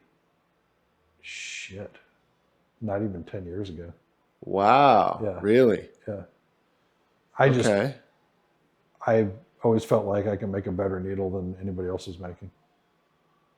Why do you think that? Well, because what was coming out. I mean, back when I started, you could buy pre-made needles, but they were made by somebody like me that was selling them to Spalding and Rogers, and you would buy them in a little pack of individuals in a little plastic container. And then it moved on to where their machine was making them, and then companies like Cam and stuff like that were just pumping out like millions of them, and you'd go through them and go, that one sucks, that one sucks, that one sucks. Oh, there's a good one. And so I always just made my own needles. I just quit making my own inks recently. I mean, I still have pigments that I make, but like with the bigger companies closing down, now I'm being forced to actually buy, pre-made inks. Wow. And once again, I think I make a better fucking ink than most people. Wow. So you have the Yeah, I'm actually been talking to friends of mine that I highly respect going, so what companies do you buy from? And I'm having to relearn some things now in my life. Oh yeah, yeah. Yeah. Well, and some of them don't always work for everybody, and Yeah. not everyone are. Well, a lot of my friends tattoo alike. So if they're telling me that this brand of ink goes in better, I know it's going to. Right. Yeah. Yeah. I mean, what about black? Because I saw you using solid over there. Or is that solid or is that like your own concoction? No, it's Dynamics what I use. I was using solid yesterday because Right. the woman I tattooed is a tattoo artist, and she's working on her second bodysuit. Yeah. Yeah. I remember her telling me. It's beautiful. It's like tat stacking because you can see the other tattoos underneath it. Yeah. But there's a consistency of black. So I told her just to bring what black she wants to use to make sure there's a consistency. Ah, I see. And that's why I used hers. And I got to check it out and use it and see what I liked about it. So once again, I'm always into learning. Of course. Yeah. Yeah. You're very, very open-minded in it. You're very willing to receive information and chew on it from everything that I've gathered so far. And are you one of those guys who's always used dynamic? Do you ever have? Oh no, shit. Where I started off back in the day was Pelican. That's the old school Pelican and Talons. Talons is amazing, except they didn't want to endorse tattooing. Right. So Pelican too, it'll say on the bottle. Yeah. But back in the day, that was standard, and that stuff kind of turned a bluish tone after a while. So when you see old school tattoos that have a blue tone to them, that's the Pelican, right? That was a Pelican. Yeah. And I still know quite a few people that will use that. I always really like that. Yeah. No, I think it looks amazing. I love the look of it. And then and Kurosumi would be kind of silver, wouldn't it? And Talons would be kind of brown. Well, yeah, Talons did have kind of a brown tone to it, but I still use that for painting. But yeah, they're great. Yeah. They're great inks. And then I really liked back in the day. Kingpin made it. It was called One. I remember that. And wow, I found out that was Talons boiled down. Really? I mean, that's allegedly that's what I was told. That's the word on the street. Yeah. So you're kind of I was trying to find a word for it, kind of like a triple threat. You're more of a polymath, and you can do everything. You make your own inks if you could. You make your own needles when you would want to, and you're a tattooer. Because a lot of people, I don't know how to make needles. Yeah.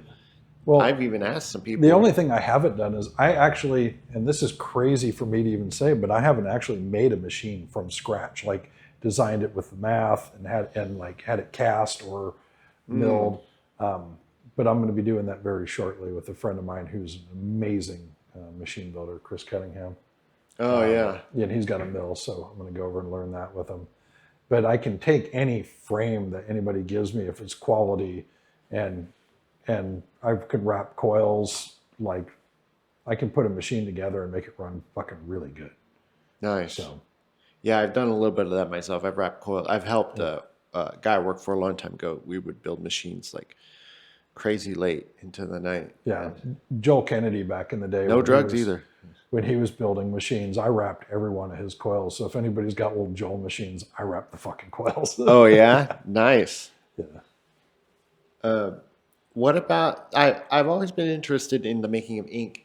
How would you make the ink? Like powder, mix it with. Well, I'm not going to go into it on how, but yeah, You don't have to. Yeah, there give was a secret. United and National, and there was a few companies back in the day where you bought it in bulk, and it was way cheaper. And there was once again a secret formula, and that was it's not much of a secret, but like A proprietary recipe. yeah, and how it was made and how long, and it was blended in a blender. And I know several different people that made it different ways, and I learned one way in the first shop, and then when I went into Anchor Tattoo, Joel was mixing, and he's like, and he once again working with him, he goes, "I'm going to show you what I do, but you're sworn to secrecy."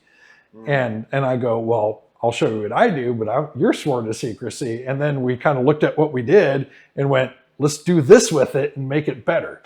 Nice. Yeah, Yeah. and easier and more functional, and like, you know. So it'd take us to truly make it right. Took about a day to make one color, but you would get like a couple quart jars of it. I've heard the process can be really messy. It's fucking extremely messy if you're not careful. Yeah, I've heard of stories where people would rent out hotel rooms and just completely Oh yeah, destroy the hotel room. yeah, I've heard that. I was doing it in my garage for a while, and then like months later, my cat would have orange, and my cat was not even allowed in the fucking garage.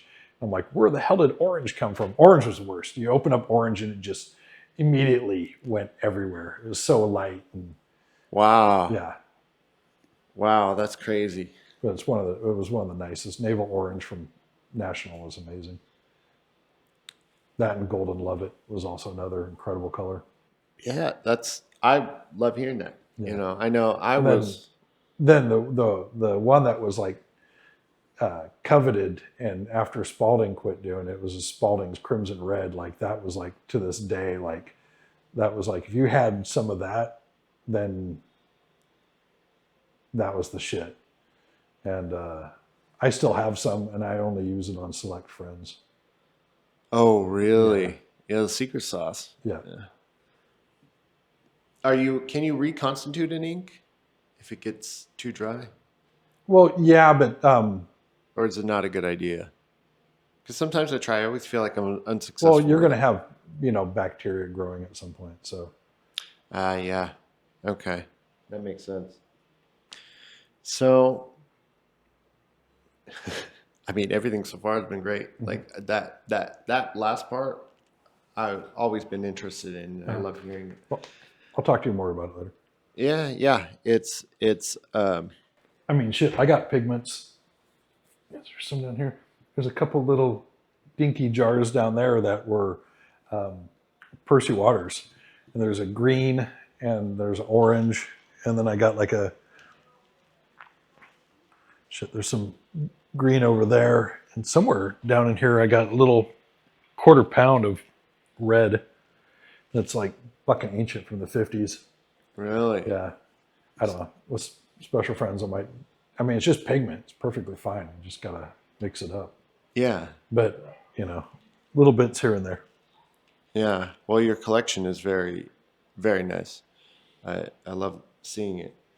And I've been collecting the entire time, started off just going to conventions, and, you never know what's going to be collectible. Like if I could go back and keep all my fucking Star Wars toys, shit, I wouldn't have to work again. Yeah. But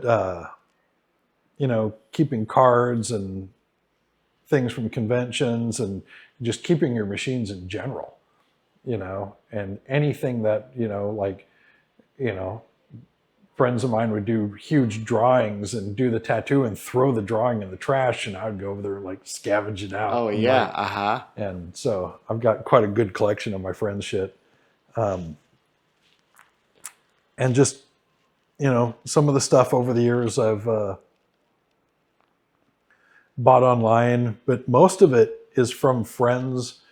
And nowadays, a lot of old timers will come in here and see what I'm doing. And I call this a museum, but this is a private collection. I mean, there are real tattoo museums out there. Sure. This is a really nice private collection, and it's locked away every night. Yeah. Just to say, because there was a lot of robberies going on a couple of years ago up north in Seattle. Seattle Tattoo Emporium got broke into. Oh, wow. Wow. I know Tiki Tattoo got broke into. Tip Top Tattoo down in Portland got broke into. A lot of fucking shops got broke into a couple of years ago. So I think I heard about that. yeah. So everything gets locked away. But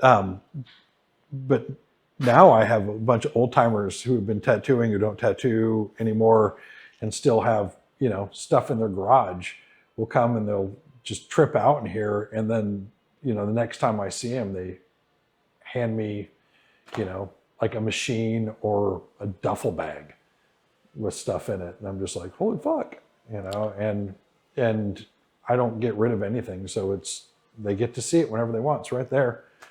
Yeah. And if one of them said, I want it back, I would just be like, hey, here's your machine back. Yeah. Thank you. Wow. Do you have anything that I guess we could do, I was hoping to maybe do a little walkthrough with you on all the different things, because we're a little stationary right now, but I was going to take this and just kind of take it around. And then if you wanted to talk about anything, you could. So I guess I'll get to that one later. I want to ask you, to you, what is a tattoo? We talked about that earlier. A little bit, yeah. This is more, I remember telling you it's more philosophical. A tattoo should be something that you want to get, that's not there to impress anybody else. I mean, a lot of people get a tattoo because they're like, oh, I'm going to get a tattoo and look cool. A lot of people have tattoos because they have deep meaning. My grandfather died or something like that, which is really makes for a great tattoo.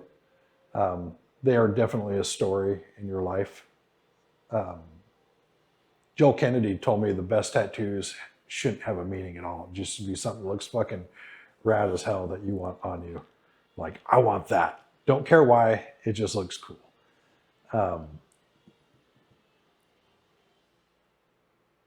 What is a tattoo to me? I love the fact that I can go back and look at every one of my tattoos and know who did it and the time period in my life, what I was going through. For my 20-year anniversary, I had Scott Sylvia make a machine for me, and he tattooed me with it. And I had him do a rose, love that, a tattoo machine, and a skull, and a banner that said 20 years. And then after he was done, he handed me the machine. And I also had him do a straight razor on me. For the first 6 years of my career, all I used was a straight razor to tattoo people. To shave people with before a tattoo. What, really? Oh, yeah. Yeah. Old school style. Yeah, I remember asking, hey, where's the razors? And they handed me a straight razor. They gave me one lesson. And they said, don't cut anybody. And I never cut anybody until after 6 years. And I tattooed Joel Kennedy. And I pulled out a straight razor. And he looked at me and he goes, you fucking cut me and I'm going to kill you. And I ended up fucking nicking him. Oh, man. And he's like, is that blood? And I'm like, you jinxed me. But yeah, I got a straight razor that Scott did on me that says first 6. And by law, we're not supposed to use straight razors. I have a select group of friends that are tattooers also, that when I tattoo them, I'll bust out the straight razor and give them the full treatment.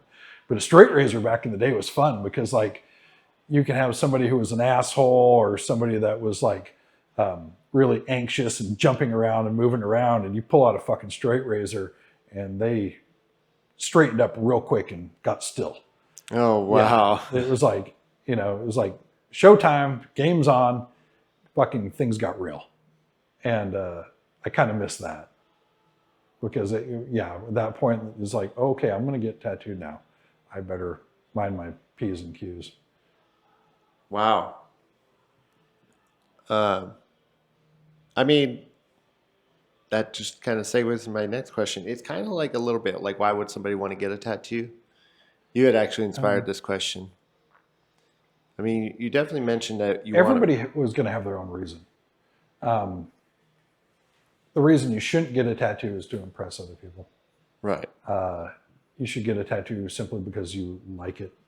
I pretty much get tattooed anymore. It's usually just friends of mine, and a lot of it's just really funny shit now. Shit, I'm 54 years old. I don't know how long I'm going to be on this planet. I just want to have fun. So one of my favorite tattoos was done by Kurt Bear about 2:00 in the morning on the night he opened up the new shop. I mean, when he owned a shop for a long time, but when he bought a house, turned it into a tattoo shop. And that like I said, that shop is impressive. And he tattooed Jeff Houston, who's huge influence on me. Really good friend of mine, and him and I have like really had good conversations about philosophy and just where the etiquette of tattooing and that's a whole nother subject we should probably talk about. The etiquette of a tattoo artist to a client and a client to a tattoo artist. What do you mean by etiquette? Well,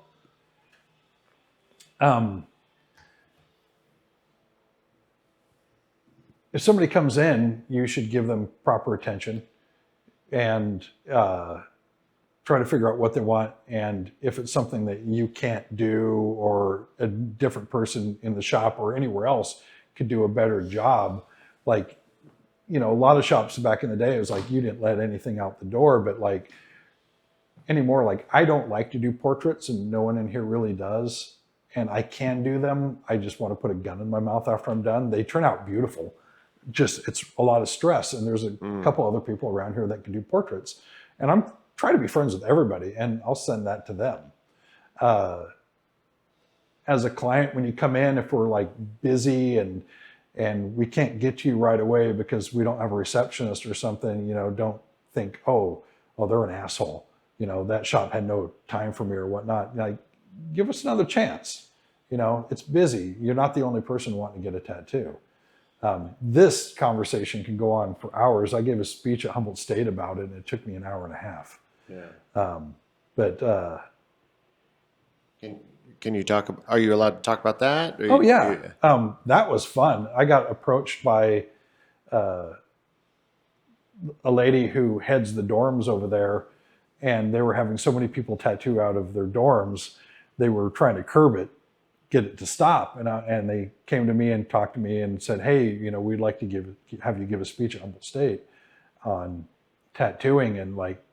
And they gave me a list of topics. And I said, hey, one thing I'm not going to do is tell a bunch of college students what not to do. I mean, I do not want to be ridiculed or called a boomer or canceled or anything. And that was also very ineffective. Yeah. They're just going to make them do it. Yeah. So I agreed to it. And the closer it got to the date, I started getting more nervous. And I called one of my friends, my friend Mickey up north, and she's openly a lesbian. And I asked her to do it with me. And she goes, why don't you have somebody else in the shop do it? And she goes, oh, you want a human shield. And I was like, yeah, that's exactly, but she was actually the ideal person to help me do this. And I thought it was going to be in a room around a table with like maybe 12 to 18 students, and it wasn't. There's a facility that's attached to the dorms that is a conference hall, and there was a lot of people there. And here we are down, they're all facing us, and I approached it as I just told them that I didn't prepare for this. I'm going to go over. I introduced myself and Mickey, and then I said I didn't prepare for this. We're going to go over each topic. I'm going to talk about the topic. Mickey's going to talk about the topic. We're both going to talk about the topic, and then we're going to open that topic up for discussion, and then jump to the next one at the very end. We'll open it up for a free-for-all, and you can ask me anything you want. And it took about an hour and a half, and everybody applauded at the end, so I think it was a success. I talked, a lot about one of the things that they said is there was no good tattoo shops in Eureka or Humboldt County, and fuck, there's some amazing ones here. True Nature in Arcata is incredible. I mean, Brian Kaneko is one of the best Japanese tattoo artists, traditional, that there is. I mean, he's fucking incredible. There's some incredible talent. I mean, everybody at his shop, there's amazing people around here. And I told them part of somebody who's looking to get a tattoo, part of their job is doing their research and going into a shop, meeting some people. And if you want a certain style and they don't do it, it's not because they suck or something. It's, I hate doing watercolor tattoos. I just don't like them. I've been told I'm an asshole for not doing it. And I'm like, I don't want to do it. I don't think it's going to last. I don't really care for it. It's not my thing. And, they'll be showing me somebody else's tattoo. And I'm like, well, that person's in LA. Go have them do it. They'll love to tattoo you. And they're like, well, it's all the way in LA. I'm like, make a vacation out of it. Go down there and have fun, get tattooed, have a good experience, get tattooed by that person. And so I was teaching them that they have to do their research also. You don't just walk into a tattoo shop and go, I want this. Look at their work, see what they're doing. And then after you choose somebody, everybody's portfolios are online now. Just go look. And after you choose somebody, meet the person. Make sure they're not an asshole. That person's energy from tattooing is in you. I mean, you could find somebody who's amazing, but if they're tattooing you and it's a bad experience, then fuck that, But and then if you go into a tattoo shop and it's all busy and they don't have time for you, and you don't, oh, fuck that shop, they didn't even talk to me. Now, if they're sitting around not doing anything, that's kind of an asshole move. But if things are busy in there, give them another chance. It's, it's a busy shop for a reason, because these people are fucking good. Just stuff like that, and don't come in empty-handed. If you come in and ask, hey, what would you like to get? And you go, I want to get a tattoo. It's like, obviously you want to get a fucking tattoo. And I understand, I hear a lot that, oh, you're hard to approach, you're scary. And I'm like, I don't see it. I think I'm fucking goofy as hell. But a lot of people are intimidated because I look like some old school metalhead biker. And I understand that too. Don't judge, talk to me first. And stuff like that. Yeah. I get a lot of that too. It's like, oh, what do you, they're like, hey, what do you want? It's like a tattoo. It's like, well, what do you want? It's like a tattoo. I was like, okay, yes. Okay. What do you want? I've had it to where we went back and forth and I was like, what is the thing you want me to make the image for your tattoo out of? They're like, oh, sometimes weird interactions. That's very one-off, but it still happens sometimes. I feel the same way. Things that bother me the most is if somebody comes in and I'm tattooing and wants to talk to me, and I actually stop and go to talk to them, and all of a sudden they get on their phone because their phone rang and they're talking to somebody, and I'm sitting there looking at them. I'll go right back to tattooing, and they're like, oh, hey, I'm done. I'm like, yeah, so am I.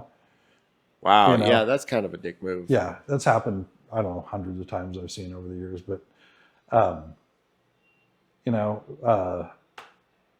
to think of what else I could even talk about that.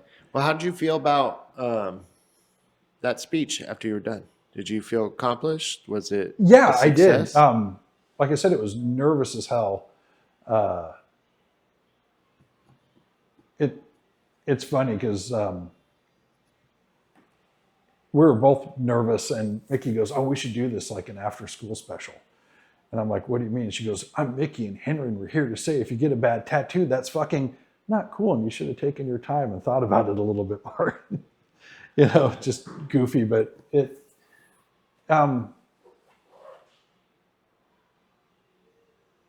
was good. I learned a lot about, you know, having them ask certain questions and stuff, and talking about it. Once again, I did no self-promotion. I did not say, "Hey, we're the best in town, blah, blah, blah." That's something you'll never hear out of my fucking mouth. That's for you to judge. You know, a lot of people love my work, and if you don't love it, then that's fine. It's not, you know. Yeah, I don't know. Where are we at? Oh, I mean, we're just finishing up about what you were talking about with Humboldt. Um, well, I love your work. I think from what I've seen, it's magnificent. Thank you. I really liked your line work, and I really liked the saturation you did on the shading. What I saw Oh, before I yesterday? left. Yeah. Yeah, well, but the line work really stood out to me.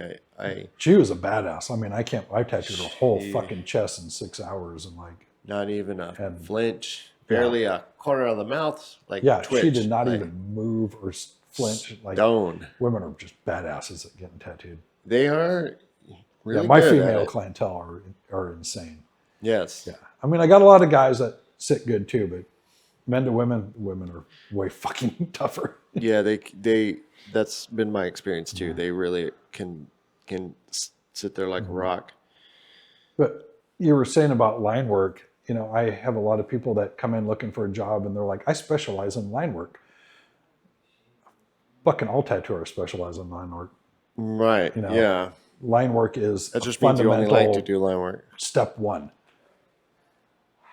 Yeah. I mean, you have to. You should be able to do both, whether you focus on just doing one. I think, and do Yeah. both well. Down the road, like well, I was talking about Joel Kennedy, his lining sucked. You did not want to walk up onto one of his tattoos and look at it and go, "Oh, that guy's line work is great." You step back at his tattoos and were just jaw dropped because they were phenomenally incredible. And you know, the impact of the design, the color, the placement of it, everything was just insane.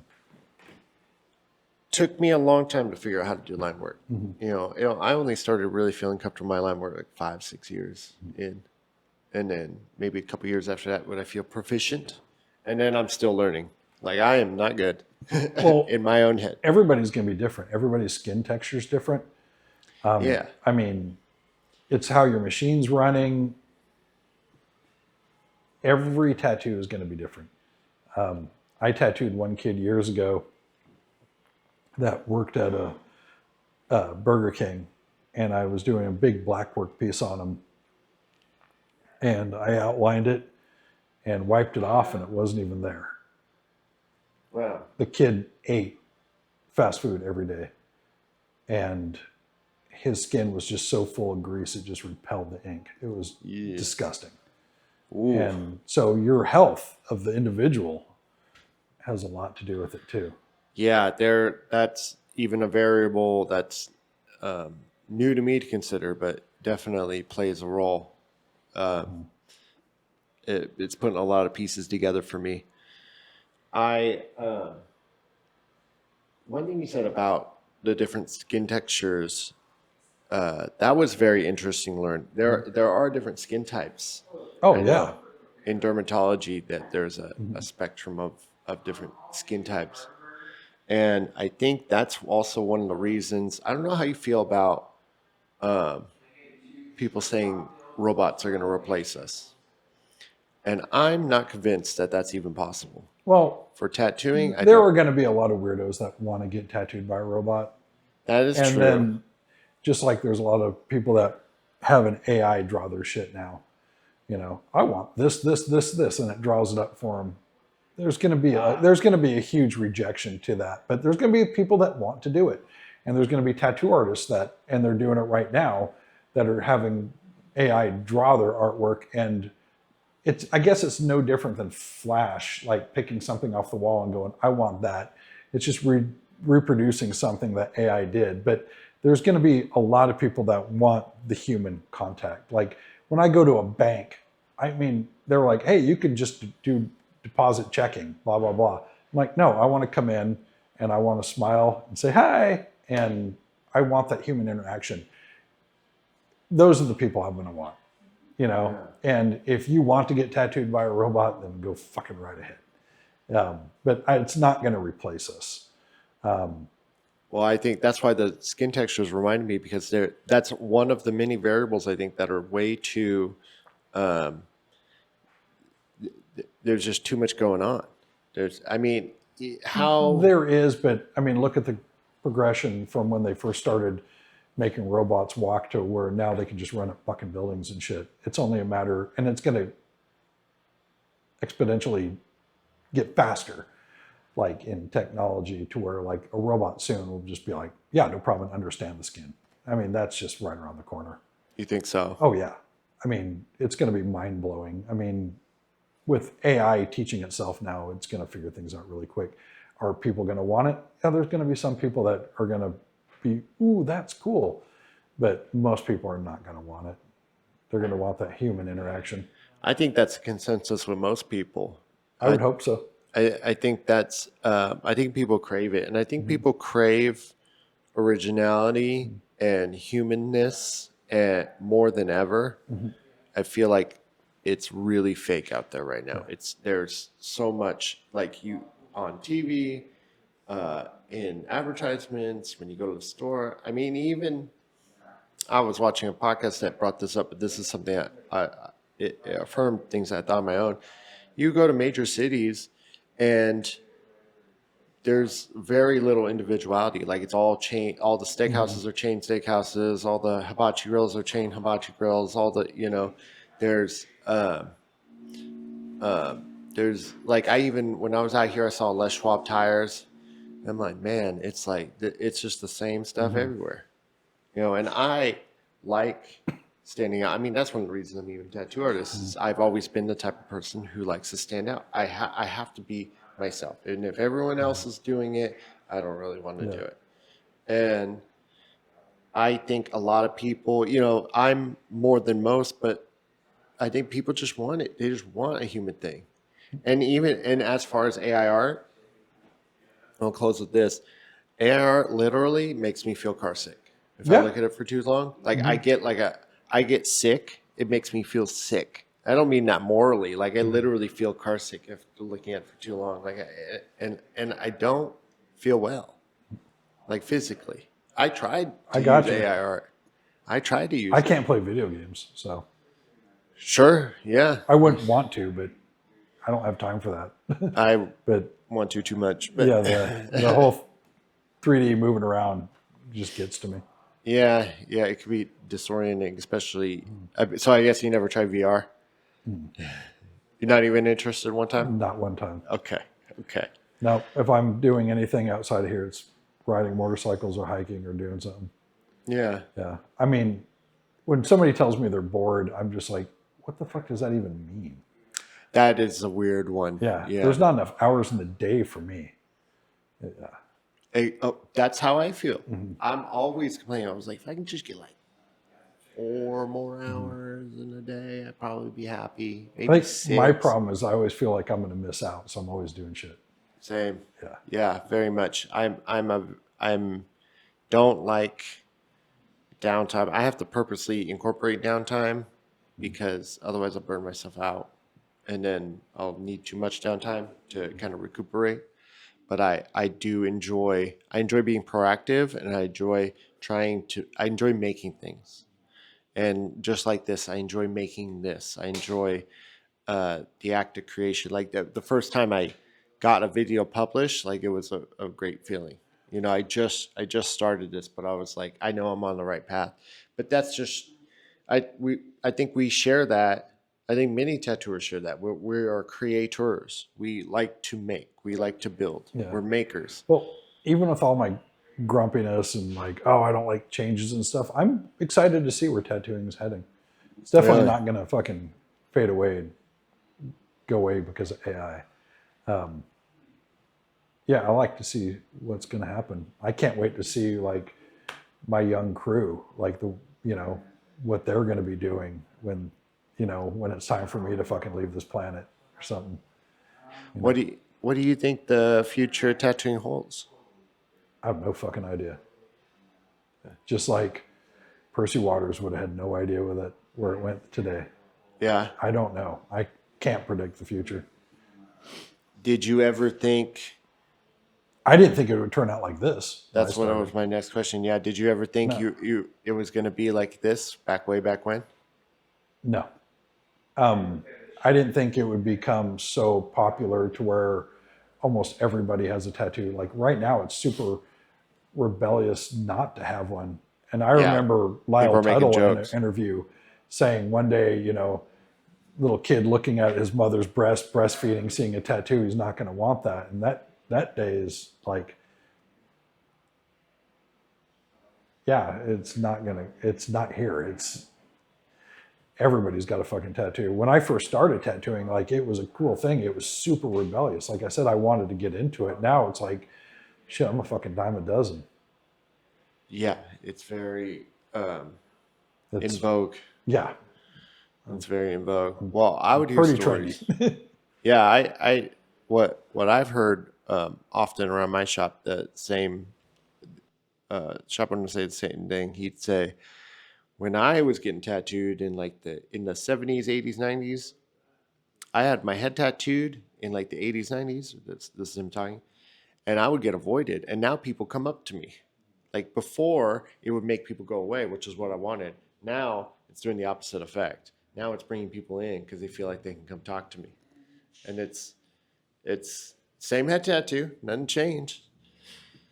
um, yeah, I got friends that are like really good friends of mine who have been tattooing about 15 years longer than me that are still doing it, and they tell me stories, and I'm just like, holy shit, Yeah, like they tell me stories of like the whole bucket and sponge thing when it was still like they were like, I yeah, yeah. remember seeing that, and I'm like, I remember hearing about it from World War II, but I actually knew people that seen it, and That's crazy. Yeah, I've um, seen pictures. my friend Chris Cunningham told me once that he said, you realize that we kind of snuck into the old school door right when it was slamming shut. And I'm not saying that I'm old school tattoo artist, but the people we were working with and how we were taught and what we were taught was something that's gone now. And Yeah, and he was right. Like right, and that door was fucking slamming shut. We were trying to squeeze in, and we didn't know it. At the yeah, time, I was just doing what came natural to me, and tattooing just it was fucking rad. yeah, Yeah, and I wanted in. yeah. Um, I wanted into that secret society. yeah, yeah. Well, same here. I really enjoyed, it. If I had gotten a yes the first day, Mm-hmm. I probably wouldn't be tattooing.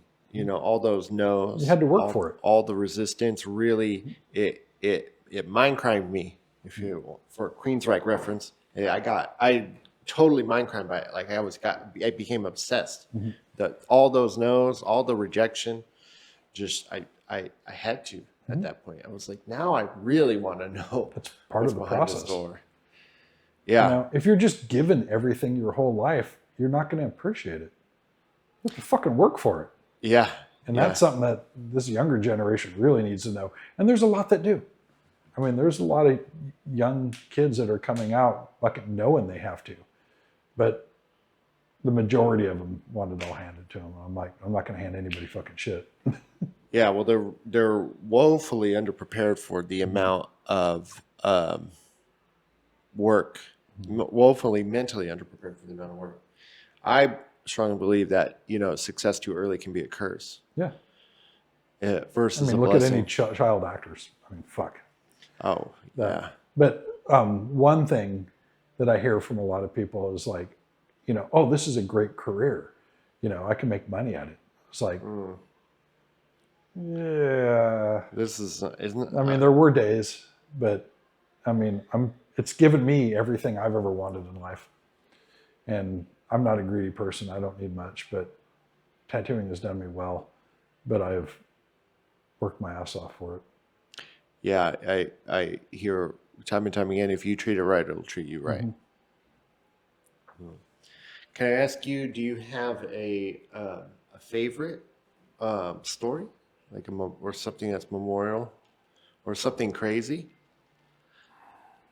I mean, Oh my God. you have probably forgotten more crazy shit that's gone on. I've had knives pulled on me in shops. I've had friends get stabbed. Seattle Tattoo Wow. Emporium. Richard Rodriguez got stabbed in the back by somebody who just got out of a mental hospital that day. Stole a steak knife from the Six Arms Brewery, which is one of the McMinimans breweries up in Seattle. Was walking down the street. He stepped out of the Seattle Tattoo Emporium back then, had a little knife place next door. It was like a boys club. And he stepped out of there and he just happened to step between a woman and this guy and got hit in the back. Didn't know he was stabbed. Turned around, beat the shit out of the guy. Walked into the shop, going, "What the hell?" And he had a steak knife stuck in him, and including it was 1 inch of the handle. I think it was like 6 inches. It almost went through him, and it Wow. punctured his lung. And then the guys in the shop went out and took care of the guy, and the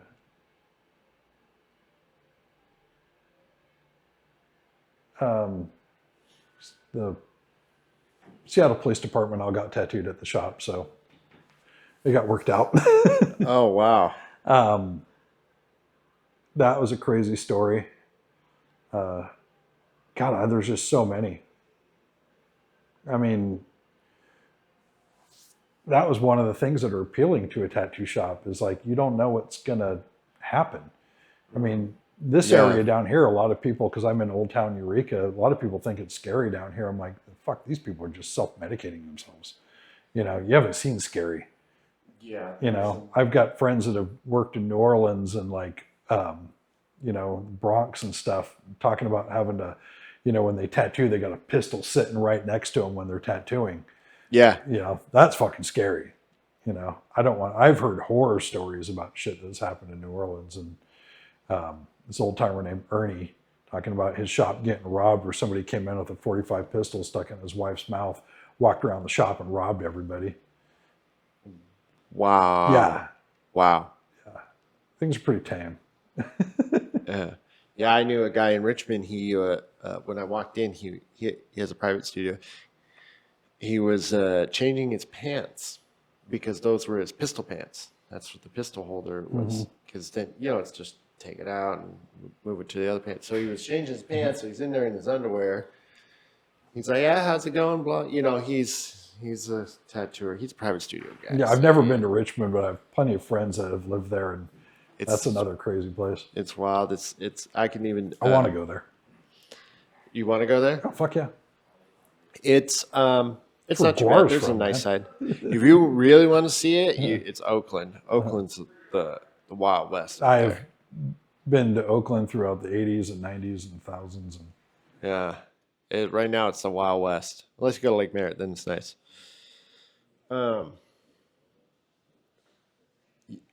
Yeah, the chaos of that can happen in a tattoo shop. It was always appealing to me, but I thrive in it. My threshold for risk is rather low for compared to most of the people that I know and are close to me in my life. I always wonder what my girlfriend thinks. And you're right on that one. I have forgot more than what has happened. Yeah. So, I mean, I've got stories to write a fucking book, but I can't recall them on the spot. yeah, I'm getting there too. Like I used to be able to know my stories, but now so much later, such a longer span of time, I'll be like, "Oh man, that story." It's like I really should like write these down as they're coming in, and then just I actually started doing that, being like, "All right, I'm gonna write this down." I actually maybe if this was something you were interested in, just record it on your phone. Just tell the story to your phone. And I've actually done that a couple times just to keep it on the, like. But there are certain stories I tell other people, maybe so they would understand me, or maybe go, oh, that's how I should do things. But like, this is a small story of Shoot. the first shop I worked at was really fucking small, Electric Rose. And I was tattooing this woman, and I went in the back to make a stencil and came back. And she was this younger, beautiful, blonde, fucking Valkyrie woman.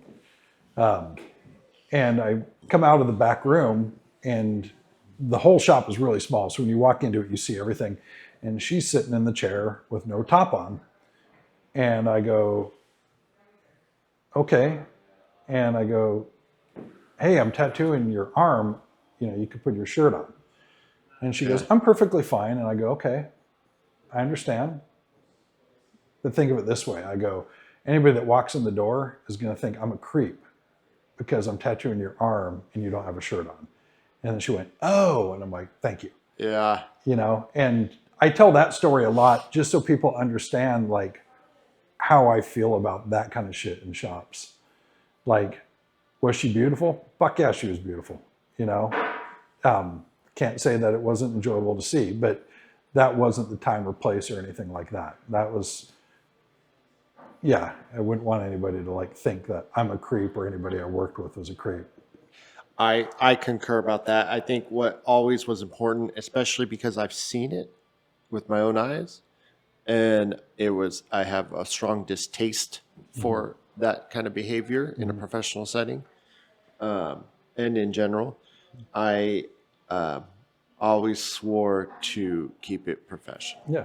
Like as much as possible. I mean, you could say anything about me. You could say Henry Kruger's an asshole. Henry Kruger's arrogant. You know, this. I don't give a fuck. I can let it all go. If I heard the word creep, that would bother me because I'm not. Yeah. And that is one of my huge. Like, I have a fucking zero tolerance for that kind of shit here. Yeah. You know, and there should be a zero tolerance for it everywhere. Yeah. I'm friends with a lot of female tattoo artists. And like I said earlier, I have heard some fucking horror stories, and I feel for them that they went through shit. Yeah. And yeah, I know people that started tattooing and like got out of it because of that. And you know, one of it, I won't bring her name into it, but there was a convention, I think it was in Milwaukee in 2000, between 2000 and 2002. And there was, they had a photographer at the convention, and she went in to like get photographed, and he goes, okay, take your top off. And she's like, what? You're taking pictures of my tattoos and me? And he goes, do you want to make it in this job? And she's like, yeah. And he goes, take your top off. And she told him to go fuck off and walked out. And like, I actually missed the convention. I didn't get to go, but if she would have told me, I would have fucking dropped him. Like, yeah, I don't blame you. Yeah. So, yeah, there's a lot of weird shit that goes on. Yeah, yeah. It's. I feel like in general it's getting better. Mm-hmm. It's improving. Oh, it is. I mean, you got social media. You can be called out in a fucking heartbeat, and it's weird when people do get called out because I'm like, that person did that. Like, the fuck, you know, people's secret fucking lives. Yeah, absolutely. It's just how I like to carry myself, you know. And I've left places because I was not comfortable with the culture. Yeah, I mean, I found out stuff about people that I worked with after they had left and stuff, which made me jaw drop that I was even working with them. And, really? Yeah, and so if I find something out or if somebody comes to me, like, my crew now is amazing. I mean, shit. Mary is one of the guys, like, we all have like 12-year-old sense of humors, and she's like, you guys are nothing. Like, you know, we jokingly, James and I always joke about fucking, like, mom jokes aren't funny. We always talk about dad, like, oh, that's what your dad said last night when I was with him, that kind of shit. And Mickey was here, and she jumped right in going, oh, that's what your mom said last night when I was with her. But we got a good crew. Everybody that works here is amazing. And we all get along good, and the ethics are good. Yeah. Yeah, I can tell. I can tell just from the conversations I had with everybody, and everyone here really, they take themselves very seriously here, and Yeah. they love it here. Yeah, Everyone here is like, I love it here. It's great. I hope so. Yeah. Well, that's what I got. So, and I believe it. Um, I guess we can close. This is the longest one I've done so far. Well, you have to edit it down then. It'll probably only trim like 20 minutes if I trim the dead air, but it's a good one. Well, you could go through and take out shit that doesn't need to be there. If you want, I could let you look at it ahead of time. Like actually, me talking to this right now, I might cut. But I was gonna ask. So what is a lasting impression you'd like to leave on the industry? How would you like to? What would you like to do for it? How would you like to leave a mark? Would it even be important to you? I would hope after I'm gone, my name that I actually did well and like honored everybody that came before me. I don't want to see tattooing just turned into such a fad that it's just like Hot Topics doing and everything. And it's kind of going that way, but like, I hope it gets rebellious again. Oh yeah. Yeah. I hope it becomes a negative to where people like shun it. I think that would be cool. Well, yeah. It was fun being a rebel. Yeah, it is fun being a rebel. Yeah. Still is Yeah. when you can.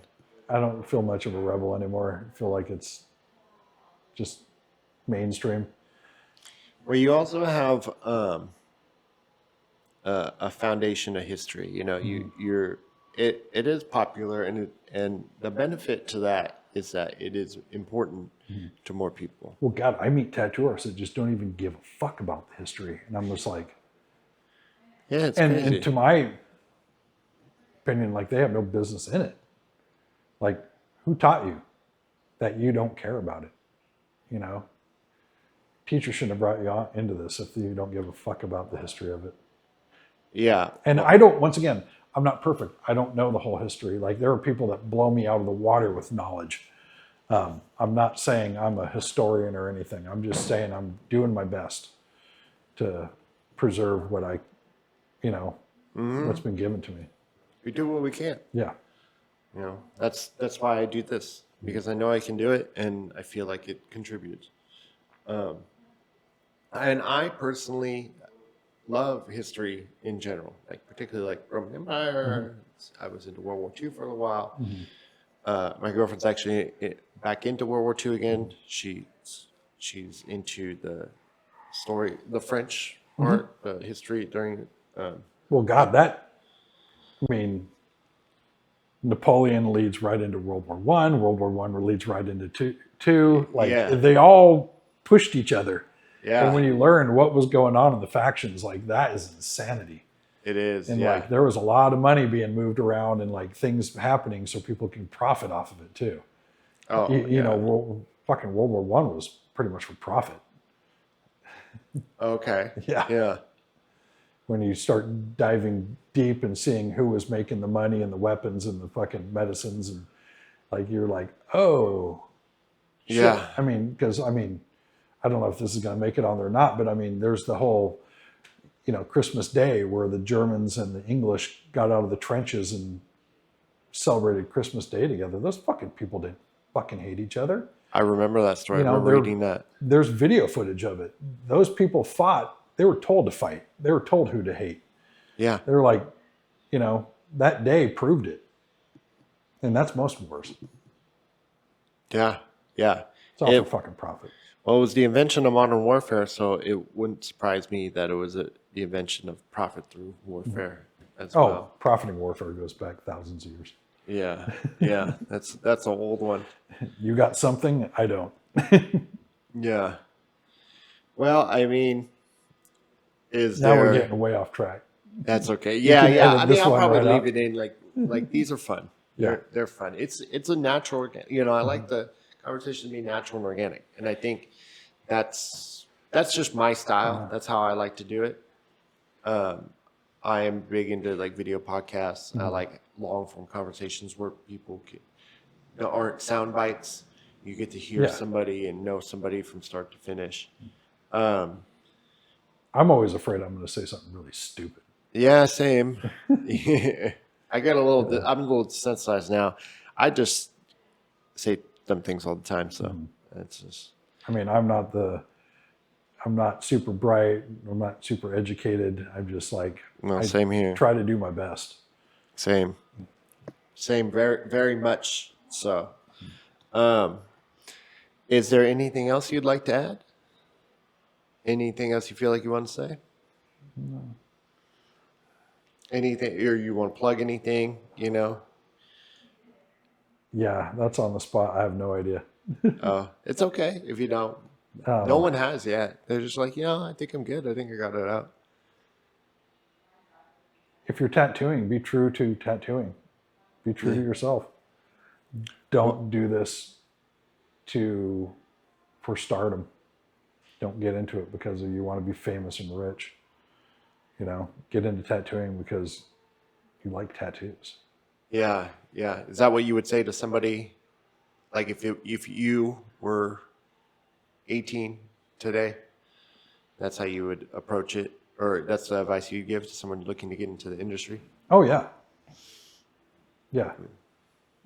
I hear it too much that, they're like, oh, well, I'm going to do it because I can make a career out of it. Like I said, when I first started, I didn't even think of it as a serious career. My whole family were very supportive and backing me, but they're like, you're going to do what? Okay, go ahead. Yeah. And, now they're like, they